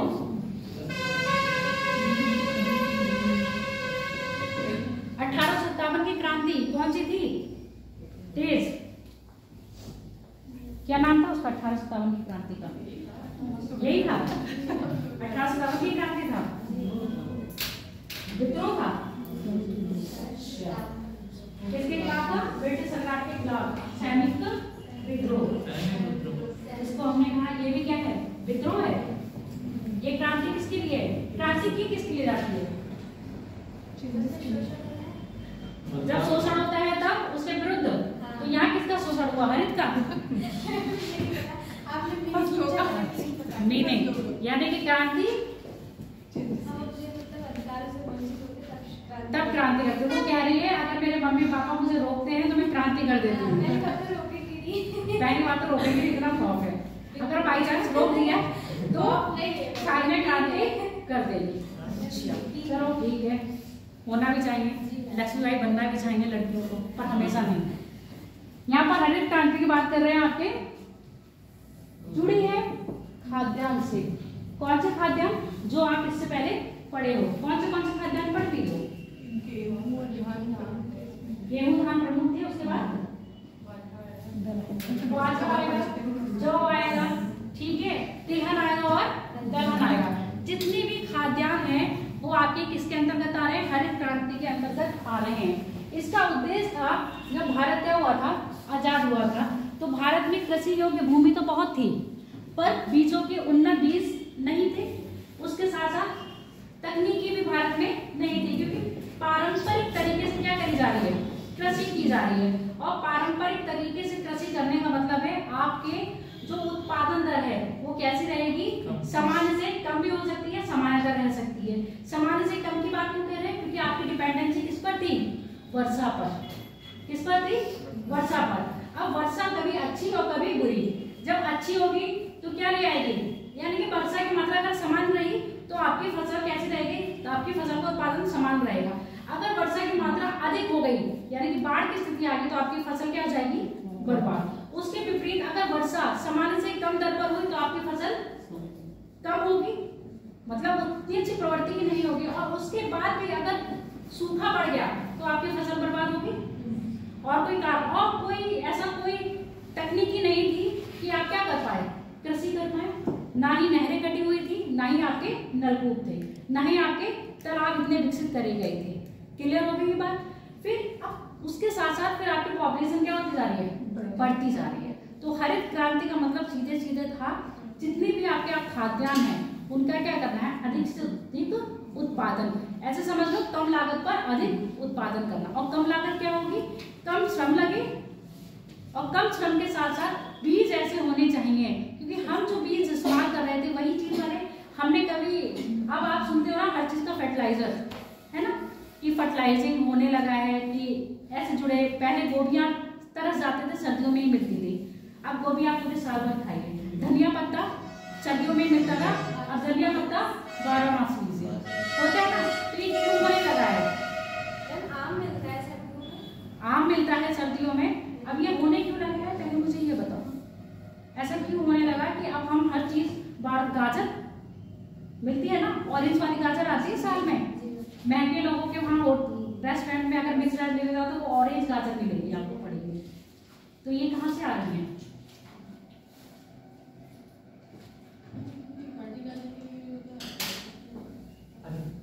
अलग प्रकार के बीज हैं। अलग प्रकार के बीज, यानी कि ऐसे बीजों को कहते हैं संकर बीज। ठीक है, जब दो अलग अलग पौधों को मिलाकर एक नया पौधा तैयार करा जाता है उसको हम कहते हैं संकर बीज। और ऐसी किस्म जिससे क्या होगा, अब देखो कभी कभी होता है पौधा बहुत बड़ा होता है, पौधा जितना बड़ा होगा उसको उतना ही पानी की आवश्यकता होगी, उतना ही खिलाया पिलाया जाए। क्या वो, अगर आप कहते हैं ना ऊँट बांध लो घर में, अगर ऊँट बांधेंगे तो ऊँट को खिलाने के लिए भी इतनी आवश्यकता होगी, इतना पानी भी होना चाहिए, इतना खाने के भी होना चाहिए। एक कुत्ता बांध लो घर में और एक ऊँट बांध लो, दोनों फर्क आ गया ना, है ना। तो जो हमारे यहाँ जो बीज होते थे या जो फसल होती थी वो बहुत ऊंचे वाले पौधे हुआ करते थे, और ऊंचे पौधे होने के साथ साथ वो बीज क्या करते थे, जो उसका उत्पादन है कि जो उसमें फल लगता था वो कम होता था। अब ऐसा हुआ कि जब हमारी हरित क्रांति आई तो उसमें बौने पौधे इस्तेमाल करे गए, जिसमें पौधे क्या हो, छोटे हो, पर उसमें जो बीज आए वो अधिक आए, यानी कि जो फल लगे वो अच्छा लगे। इससे क्या होगा, कम क्षेत्र में आपके क्या होगी, प्रति हेक्टेयर बढ़ जाएगा। कभी सुने हो ना कि उत्पादन यानी कि इस खेती के अंतर्गत जो क्षेत्रफल घेरा हुआ है इस राज्य में बहुत घेरा हुआ है, पर उत्पादन इस राज्य में अधिक होता है। ऐसा कारण क्यों होता है, जैसे हम बात करें कि उत्तर प्रदेश में गन्ना का क्षेत्रफल बहुत अधिक है, पर उत्पादक राज्य कौन है, प्रति हेक्टेयर उत्पादन में महाराष्ट्र है। प्रति हेक्टेयर उत्पादन का मतलब वहां पर जो गन्ने का जो मोटापन है ना, गन्ने की जो किस्म है, यहाँ का गन्ना सूखा होगा, सूखा है तो चीनी की मात्रा कम होगी, और वहां पर ज्यादा है तो चीनी की मात्रा अधिक निकलेगी। सेम किस्म क्या हो गई, अगर गेहूं का बीज बहुत फलदायक है और उसमें बहुत ज्यादा फलियां निकल रही हैं, फल निकल रहे हैं, मतलब बीज बहुत लग रहा है गेहूं का, तो क्या होगा, उसमें प्रति हेक्टेयर उत्पादकता बढ़ गई। ऐसे समझो एक कली में 10 बीज आ रहे हैं, मतलब 10 गेहूं के वो लग रहे हैं, बाली जिसको बोलते हैं, और एक में लग रहे हैं 20, तो गेहूं किस में निकलेगा, पौधा एक के बराबर है, 20 वाले में ज्यादा हो गया, तो ये हो गया प्रति हेक्टेयर उत्पादकता। ठीक, प्रति हेक्टेयर उत्पादकता किसमें अधिक है, तो प्रति हेक्टेयर उत्पादकता को बढ़ाने के लिए हमने बौने पेड़ों का इस्तेमाल करा। अब ये संकर बीज, या आप ये कह रहे हो कि एक अभी धान की किस्म पड़ी, हमारे यहाँ उत्तर प्रदेश में सिर्फ एक ही किस्म बोई जा रही है, जबकि आपके पश्चिम बंगाल झारखंड में किस्म 3 बोई जा रही है। ये क्या है, संकर बीज का ही, जिसमें 2 पौधे अलग अलग मिलाए और उनको क्या एक नया पौधा बना लिया, उससे क्या हो गया, आपके धान की क्या हो गई, प्रवृत्ति बढ़ गई। तो हरित क्रांति कुछ ऐसे क्षेत्र रह गए जहां पर नदियां हैं, वर्षा की मात्रा नहीं है और नदियां हैं। अब जब पूर्वी आपने भारत देखा, पूर्वी भारत में वर्षा की मात्रा बहुत अधिक थी और वर्ष भर लगभग उसको वर्षा प्राप्त हो रही है, जिस कारण वो क्या करेगा, अपने भूमिगत जल की सहायता से और वर्षा जल से अपनी कृषि को पूरी कर सकता है। उसके विपरीत अगर आप पश्चिम भारत में जाओगे तो वहां पर क्या होगी, वर्षा की मात्रा कम हो जाएगी, भूमिगत जल की मात्रा भी कम होगी, पर वहां पर क्या है, नदियां हैं, और नदियां हैं तो नदियों से हमने क्या कर देंगे, नहरें निकाल देंगे। जब नहरें निकाल देंगे तो क्या होगा, कहीं ना कहीं ऐसी भूमि जहां पर कृषि तो हो सकती है, पर वहां पर क्या है, ऐसी सुविधाएं उपलब्ध नहीं है, जिस कारण वहां पर कृषि नहीं कर पा रहे हैं। एक तरह से क्या था, ये हरित क्रांति एक्सपेरिमेंट था उन क्षेत्रों में जहां पर आपकी कृषि योग्य भूमि है, और कृषि योग्य भूमि होने के साथ साथ वहां पर इस तरह की सुविधाएं नहीं है कि हम पूरे साल भर उनको उस फसल को पानी दे पाए। तो वो एक तरह से ग्रीन हरित क्रांति की तरफ एक हमने क्रांति डाली थी, जिसमें हमने नए नए बीजों का और नई नई नहरें या सिंचाई के साधनों को क्या करा था, प्रोत्साहित करा। जो हमारी पहली पंचवर्षीय योजना थी सन 1951 से 56 तक, पूरी आधारित थी किस पर, आपके कृषि पर। दूसरी जो हमारी पंचवर्षीय योजना थी 56 से 5 साल जोड़ने, इसी में कितना बनेगा, 61, वो हमारी किसमें चली, औद्योगिक क्रांति, है ना। जितने भी आपके इंडस्ट्रीज वगैरह लगी है वो किसमें लगी है, दूसरी में। और तीसरी जो हमारी पंचवर्षीय योजना आई 61 से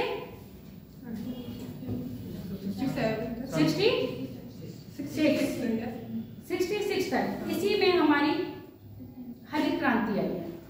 ठीक है, 1966 में हमारी हरित क्रांति आई है। अगर हम विश्व में बात करें तो हरित क्रांति के जनक कौन थे, नॉर्मन बोरलॉग। भारत में MS स्वामीनाथन। जब भारत में क्या पड़ा, अकाल पड़ा, आंखें भी खुलती है ना जब कोई हमें लात मारता है। जब तक हमें लात नहीं पड़ेगी हमें लगेगा ये हमारा सबसे अच्छा मित्र है या सबसे अच्छा हमारा वो कहते हैं शुभ चिंतक है। पर इस जमाने में कोई भी आपका शुभ चिंतक नहीं होता, तब तक होता है जब तक आपको उससे मतलब। तो जब भारत में क्या पड़ा, अकाल पड़ा, भारत के प्रधानमंत्री अमेरिका के पास गए कि आप हमें क्या दे दीजिए, फसल मतलब खाद्यान्न के लिए गेहूं दे दीजिए। तो गेहूं की क्वालिटी इतनी बुरी दी उन्होंने, अब आप किसी के यहाँ मांगने जाओगे तो आपको कोई अच्छा खाना नहीं देगा, अच्छा तो अपने लिए रखेगा और दूसरों को क्या देगा, बुरा। तो आप कब तक मांगोगे, अपने में भी वो समर्थ बनो ना। तो ऐसे ही विश्व में ही हरित क्रांति का जो जनक है आपके कौन थे, नॉर्मन बोरलॉग, नॉर्मन जो भी नाम है वो टफ नाम है, ठीक है। तो इन्होंने क्या करा था, मैक्सिको में इन्होंने जो इनका प्रैक्टिकल रहने वाली कहाँ के थे, अमेरिका के थे, पर इनका जो प्रैक्टिकल जो एक्सपेरिमेंट करा था वो इन्होंने मैक्सिको पर करा था। इन्हीं के साथ क्या थे आपके एस स्वामीनाथन भी जुड़े हुए थे उस एक्सपेरिमेंट के साथ। वही सेम एक्सपेरिमेंट उन्होंने कहाँ पर अपने भारत में करा, भारत में कृषि उत्पादकता को बढ़ाने यानी स्पेशली खाद्यान्न को बढ़ाने के लिए हरित क्रांति भारत में लेके आए थे। इसमें उन्होंने संकर बीज का मतलब आप समझ में आ गया, जो अलग अलग क्वालिटी के पौधों को क्या प्रजनन करके एक नया पौधा बनाना, और ये सब कहाँ होता है, ये लैब में होता है। ये जितने भी कार्यक्रम होंगे ना प्रजनन वाले, ये सब कहाँ पर होते हैं, आपके लैब में होते हैं। जब ये सक्सेसफुल हो जाते हैं तब इनको एक छोटा सा होता है, एक होता है पायलट योजना, आपने सुना होगा ना, ये गवर्नमेंट की पायलट योजना है। पायलट योजना का मतलब क्या होता है और ग्रीन फील्ड योजना का मतलब क्या होता है, दोनों ही क्या मुझे मतलब बता, green field, brown field, pilot योजना।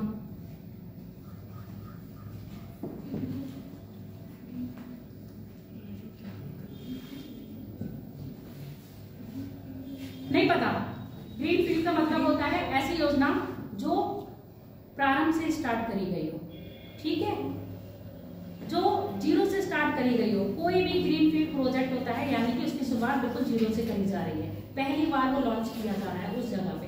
ब्राउन फील्ड यानी कि कहीं पर ये चीज होगी, उसको आगे एक स्टेप बढ़ा के उसको किया जा रहा है, ठीक है।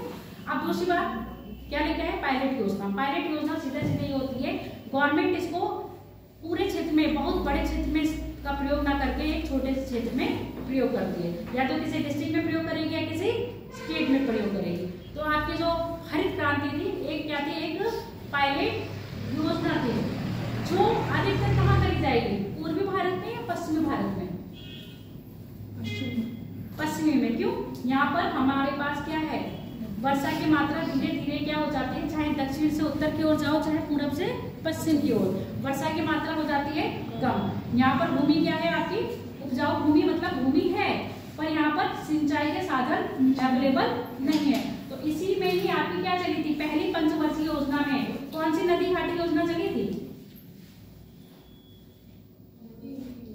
दामोदर नदी घाटी योजना सुने हो, इंदिरा गांधी नहर सुने हो, ये सारी पंचवर्षीय योजना के अंतर्गत ही आपकी पहली पंचवर्षीय योजना में चलाई गई थी, जिसका उद्देश्य क्या था, आपके कृषि में बढ़ावा देना। नहर कहाँ से निकली आपकी, सतलज नदी से, कौन सी, इंदिरा गांधी नहर। उससे लाभान्वित राज्य कौन कौन से हैं, दिल्ली, राजस्थान, पंजाब, हरियाणा सब है। एक नहर से इतने राज्य क्या हो गए, लाभान्वित हो गए। उस नदी का पानी हमने ऐसे क्षेत्रों में काट दिया जहां पर कृषि की जा सकती है। तो अब हम बात करेंगे, तो जो आपके जो एस स्वामीनाथन थे, इन्होंने क्या करा, आपके यहाँ पर संकर बीज और बौने पौधों का प्रयोग करके जो आपके गेहूं और धान थे उनकी उत्पादकता यानी प्रति हेक्टेयर उत्पादकता को बढ़ाने का काम किया। और सिर्फ इसीलिए नहीं, इसमें आपके दलहन और तिलहन भी शामिल थे। जितने भी खाद्यान्न हो, चाहे वो आपके गेहूं हो, चाहे वो धान हो, चाहे आपका वो बाजरा हो, सारी खाद्यान्न फसलें इसमें इंक्लूड थी। पर जो सबसे ज्यादा लाभान्वित हुआ वो कौन सा पौधा हुआ,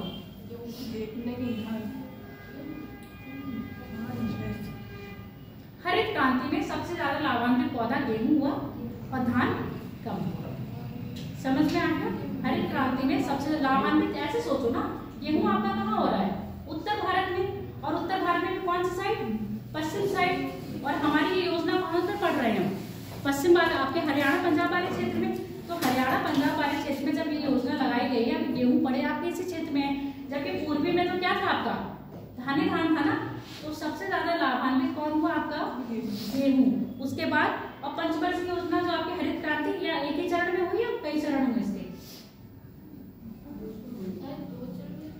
2 चरणों में हुई है। पहले चरण जो इसका कह रहे ना पायलट योजना है ना, ये पायलट योजना यानी कि एक पहले अलग लगाया। तो इस पायलट योजना के तहत जो आपका हरित क्रांति में पहले आपका उत्तर भारत का पश्चिमी क्षेत्र हो गया, दूसरी जो पायलट योजना चलाई गई थी वो दक्षिण भारत के लिए चलाई गई थी। तो इस तरह से दक्षिण भारत में भी आपकी गेहूं धान की खेती होने लगी और आपके उत्तर भारत में भी आपकी खाद्यान्न की खेती होना प्रारंभ हो गई। लिखो हरित क्रांति। हरित क्रांति का संबंध प्रायः दलहनी और तिलहनी फसलों, अभी हम बता देंगे क्या लिखे हो। खाद्यान्न, हरित क्रांति संबंध प्रायः खाद्यान्न फसलों से है। खाद्यान्न फसलों के उत्पादन, खाद्यान्न फसलों के उत्पादन तथा प्रति हेक्टेयर उत्पादकता को, उत्पादन तथा प्रति हेक्टेयर उत्पादकता को, प्रति हेक्टेयर उत्पादकता में वृद्धि करने के उद्देश्य से प्रारंभ, इसका संबंध हरित क्रांति का संबंध प्रायः खाद्यान्न फसलों के उत्पादक प्रति हेक्टेयर उत्पादकता को बढ़ाने, वृद्धि करने के संबंध का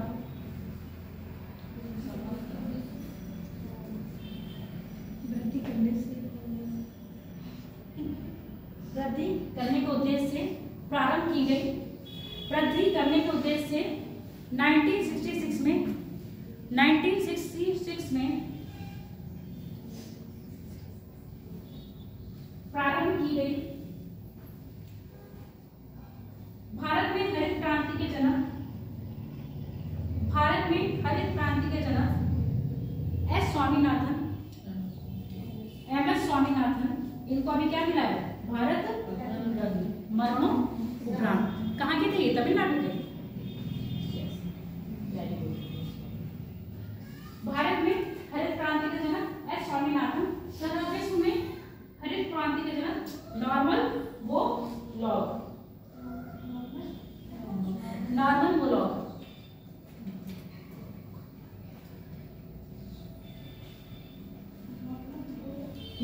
इनका पूछा नहीं जाता है, अगर पूछा जाए कभी तो इन्होंने मैक्सिको पर क्या करा था एक्सपेरिमेंट, और रहने वाले कहाँ के थे? यूएसए के। Norman Borlaug. अब पैरासिस्टम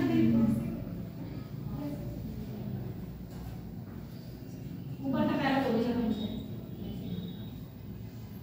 क्या लिखे हो?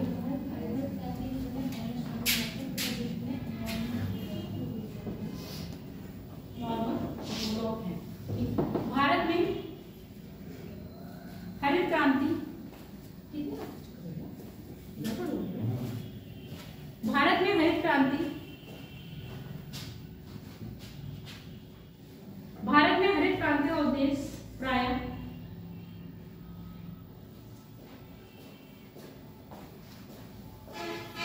संकर बीजों में वृद्धि के साथ, संकर बीजों में वृद्धि के साथ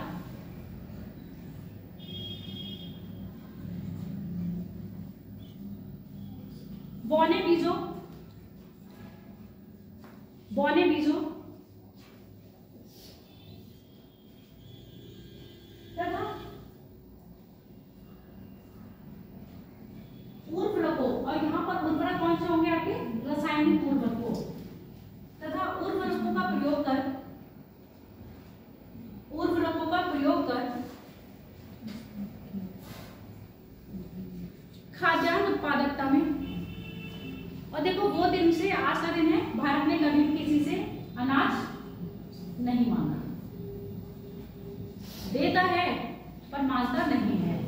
भारत ने अपने आप में इतना स्टोर करके रखा हुआ है, अगर 10 साल तक क्या रहेगा? सूखा पड़ेगा तब भी, पर पॉपुलेशन बढ़ती रहेगी तो ये कम पड़ जाएगा। तो पॉपुलेशन को भी सोचना चाहिए, कितना भी आपके दादाजी लोगों के पास क्या हो, दादा परदादा के पास प्रॉपर्टी हो, पर पॉपुलेशन बढ़ती रहेगी तो बंटवारा होता रहेगा, तो आपके पास आएगा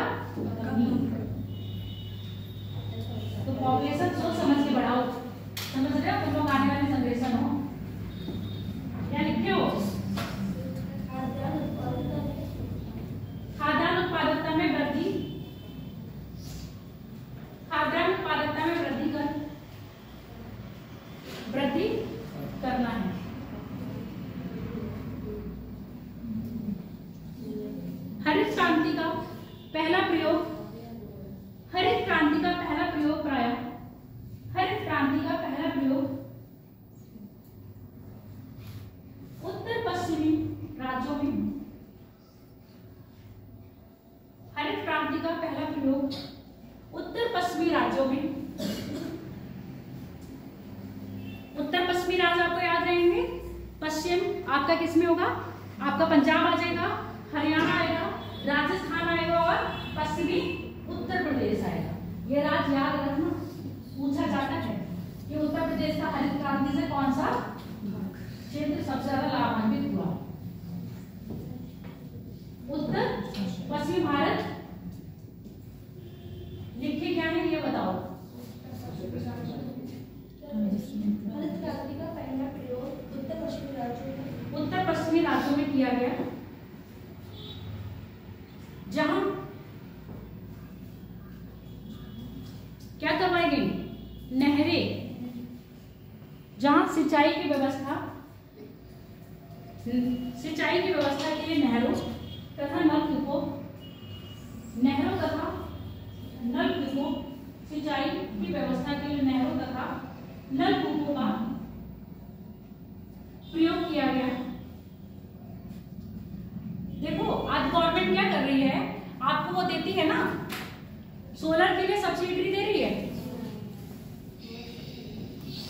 उद्देश्य क्या है, जो आप अपने गांव में या खेतों में नलबोल चलाते हो कम, उससे वो क्या करो, आप सोलर पैनल का इस्तेमाल करो। इससे क्या होगा, आपके जो ग्रीन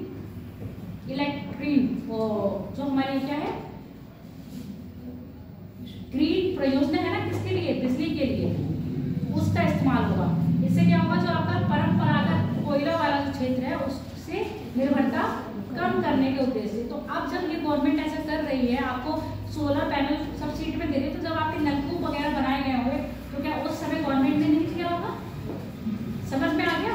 तो नलकूप की व्यवस्था के लिए गवर्नमेंट ने सब्सिडी दी कि आप अपने खेत में क्या लगाइए, तो पंप लगाए जाते हैं, बोरिंग करी जाती है ना भूमिगत जल के लिए, बोरिंग करिए, हम आपको उसके लिए क्या देंगे, सब्सिडी देंगे, पैसा देंगे। तो लोगों ने, किसानों ने क्या करा, अपने खेतों में ये चीजें लगाई। इसके विपरीत अगर हम पूरब में जाएंगे तो क्या किसान ऐसा करेंगे, बताओ।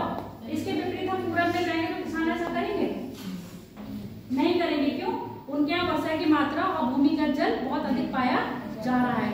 और फिर वो अपनी परंपरागत क्या कर रहे थे, परंपरागत ट्रेडिशनल जो एग्रीकल्चर होता था उसी के जरिए खेती करना चाहते थे। इसीलिए जब पूछा जाएगा कि आपकी जो हरित क्रांति जो भारत में कितनी सक्सेसफुल हुई है, कितनी अनसक्सेसफुल हुई है, सक्सेसफुल होने के कारण और उसके बाद में जो परिणाम देंगे वो, और अनसक्सेसफुल हुई उसके कारण ही आप बताइए। तो ये सारी चीजें याद रखना, क्योंकि जो आपकी हरित क्रांति भारत में आई तो सबके लिए थी, पर सबसे ज्यादा लाभान्वित कौन हुआ, गेहूं, उसके साथ दलहन, और इनको कोई फायदा नहीं मिला। कहीं ना कहीं ये क्या हो गए, पीछे रह गए।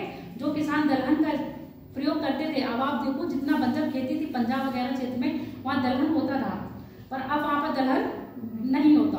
समझ में आ गया। तो कहीं ना कहीं गेहूं को बढ़ावा मिला, उसके साथ साथ आपके दलहनी फसलों को क्या हो गया, नुकसान हुआ। लिखिए क्या हो, नलकूपों का प्रयोग कर, लास्ट लाइन बोलते हो, पूरी स्टार्टिंग से बोलो, जहां से स्टार्ट कर रहे हैं। सिंचाई की व्यवस्था के लिए नहरें तथा नलकूपों का प्रयोग किया गया, जिससे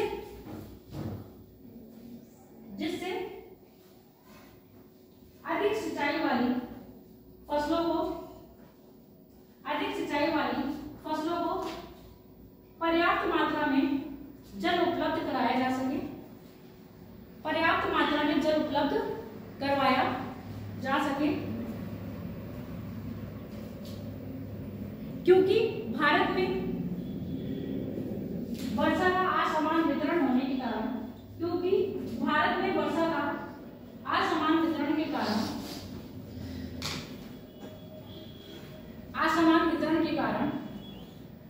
उत्तर पश्चिमी भारत वर्षा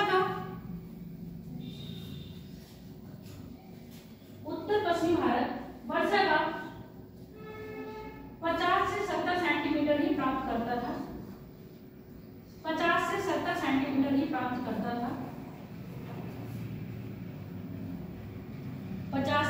सेंटीमीटर ही वर्षा प्राप्त करता था।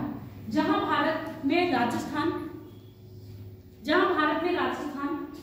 सबसे कम वर्षा 25 सेंटीमीटर वर्षा ही प्राप्त करता है। और उसके बाद कौन सा हो गया आपका लेह लद्दाख भी इतना ही वर्षा प्राप्त करता है, इतना ही मतलब 25 सेंटीमीटर से कम वर्षा प्राप्त करता है। इसको मद्देनजर रखते हुए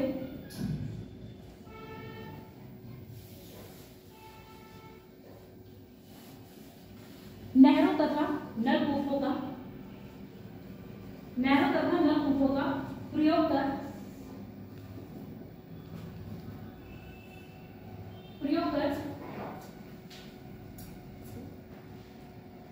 जल की उपलब्धता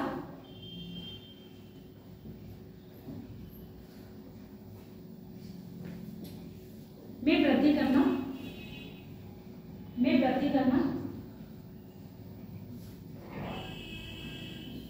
जल की उपलब्धता में वृद्धि कर ऐसे देखो वृद्धि कर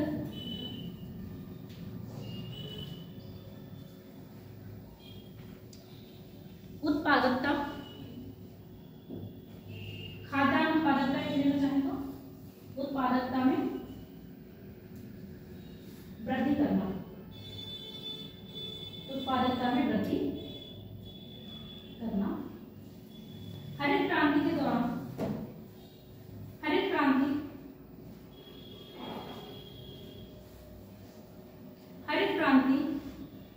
में सबसे लाभान्वित खाद्य फसल गेहूं तथा उसके बाद धान।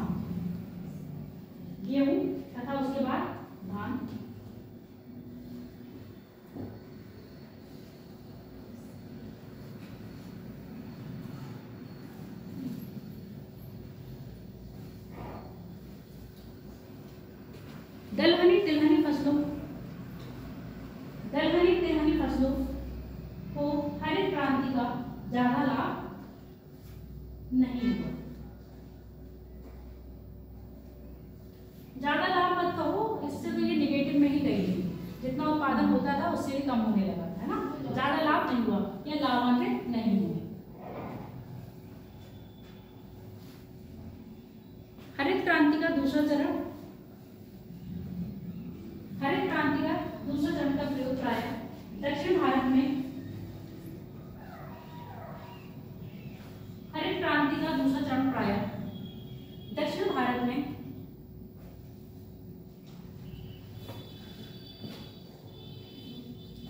भारत में किया गया।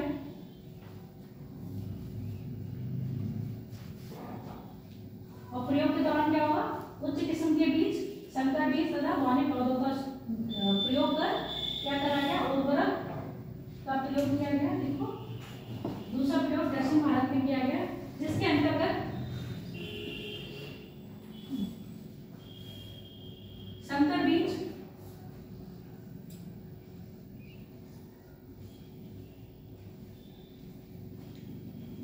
बौने पौधों के बीज तथा उर्वरकों का प्रयोग कर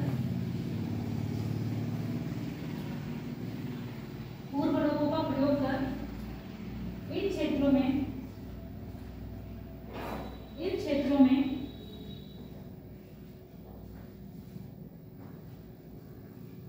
खाद्यान्न उत्पादन में वृद्धि की गई। खाद्यान्न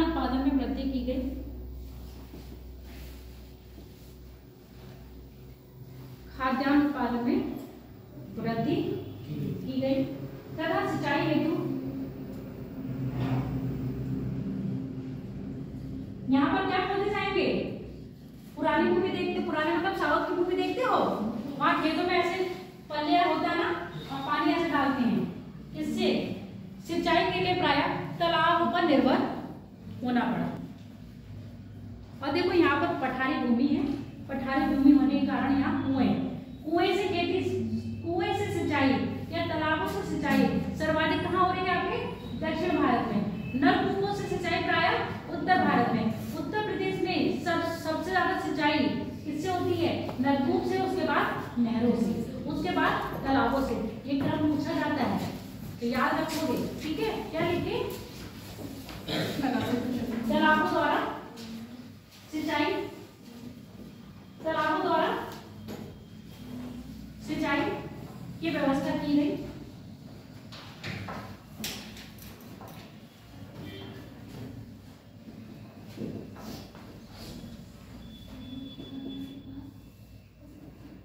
देखो वहां की भूमि क्या है? पठारी भूमि है। जब भूमि पठारी होती है तो जल का अवशोषण नहीं करती, ठीक है। भूमिगत जल मिलेगा पर बहुत गहरा मिलेगा। चट्टानों का एक गुण होता है कि वो क्या करेगा, कुआं देखे हो ना, सोखता वाला कुआं क्या होता था? भूमिगत जल को सोख के पानी अंदर तो भर लेता था, वो पानी बाहर नहीं जाने देता था। समझ में आ गया? ऐसे चट्टानों का गुण होता है, जो चट्टानें होती है ना पानी को सोख लेती है अपने अंदर। जब बारिश होती है तो पानी सोख लेती है, उस पानी को फिर बाहर छोड़ती है। तो वो पानी जब गड्ढों में भर जाता है तो उसको सूखता नहीं है, तो वो गड्ढों में भरा रहता है। तो दक्षिण भारत में जो भूमि क्या है वो पठारी है, तो वहां पर जो कुएं हैं, कुओं द्वारा खेती होगी, उसके साथ साथ जो तालाब बने रहेंगे उन तालाबों द्वारा होगी, क्योंकि वो तालाब का जो पानी होगा वो अंदर भूमिगत जल नहीं, भूमि में नहीं जाता, वो कहाँ रहता है? उसी तालाबों में भरा हुआ रहता है। और वो अधिकतर देखना वहां पर वर्षा का जल क्या करा जाता है? स्टोर किया जाता है। वर्षा का जल स्टोर करने के कारण क्या है?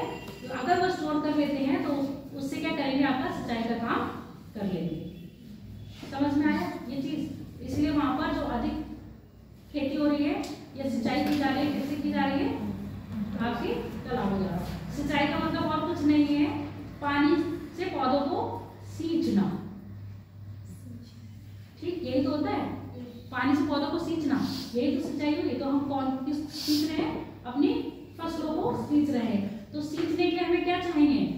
पानी की ऐसे प्रबंध करने होंगे जिसके अंतर्गत हम उन क्षेत्रों में पानी पहुंचाया जाए जहां पर पानी नहीं पहुंचा है। तो आपके हरित क्रांति के अंतर्गत उन्नत बीज उर्वरकताओं का क्या हुआ? विकास हुआ। इसके साथ ही साथ आपके सिंचाई हेतु नहरें और नलकूप तथा तालाबों की व्यवस्था कराई गई। पहले देखते होंगे गाँव से जुड़े हुए लोग होंगे तो प्रधान के को ये बोला जाता था कि आपके गाँव में इतने तालाब होने चाहिए। शहर में भी तालाब, क्यों? ये तालाब कहीं ना कहीं क्या है, कहते हैं हम लोग बंजर है, पर नहीं। ये तालाब क्या करते हैं? जब ऐसे बाढ़ की स्थिति आती है तब क्या करेंगे? पानी ले लेंगे। और जब कभी भूमि या ऐसे खेती वाली जगह में पानी नहीं होगा तो इन्हीं तालाबों का पानी हम कहाँ लेके चले जाएंगे? खेतों में। और यही तालाब अब तो और नई योजना बना दी मत्स्य पालन के लिए, तो तालाबों का क्या करा जाएगा? प्रयोग किया जाएगा। अपनी क्लास आज की यही रखते हैं। दूसरा चरण स्टार्ट कब हुआ था? दूसरा चरण अभी मुझे भी याद नहीं है, मैं बता दूंगी, ठीक है, कब स्टार्ट हुआ था। क्यों? मुझे लग नहीं रहा था कि आज तुम्हारा टॉपिक पहुंचेगा। क्या बताना, ठीक है। ग्रीन फील्ड प्रोजेक्ट वो होता है जब गवर्नमेंट किसी भी प्रोजेक्ट का स्टार्ट, जैसे आप अपना घर बना रहे हो शुरू से, वो ग्रीन फील्ड हो गया। आप अपना घर इनोवेट कर रहे हो, वो ब्राउन फील्ड हो गया। समझ में आ गया? शुरू से घर बनाना मतलब ग्रीन फील्ड, और इनोवेट करना मतलब, तुम लोग बोले नहीं कि मैडम 1 घंटा 50 मिनट हो गया है।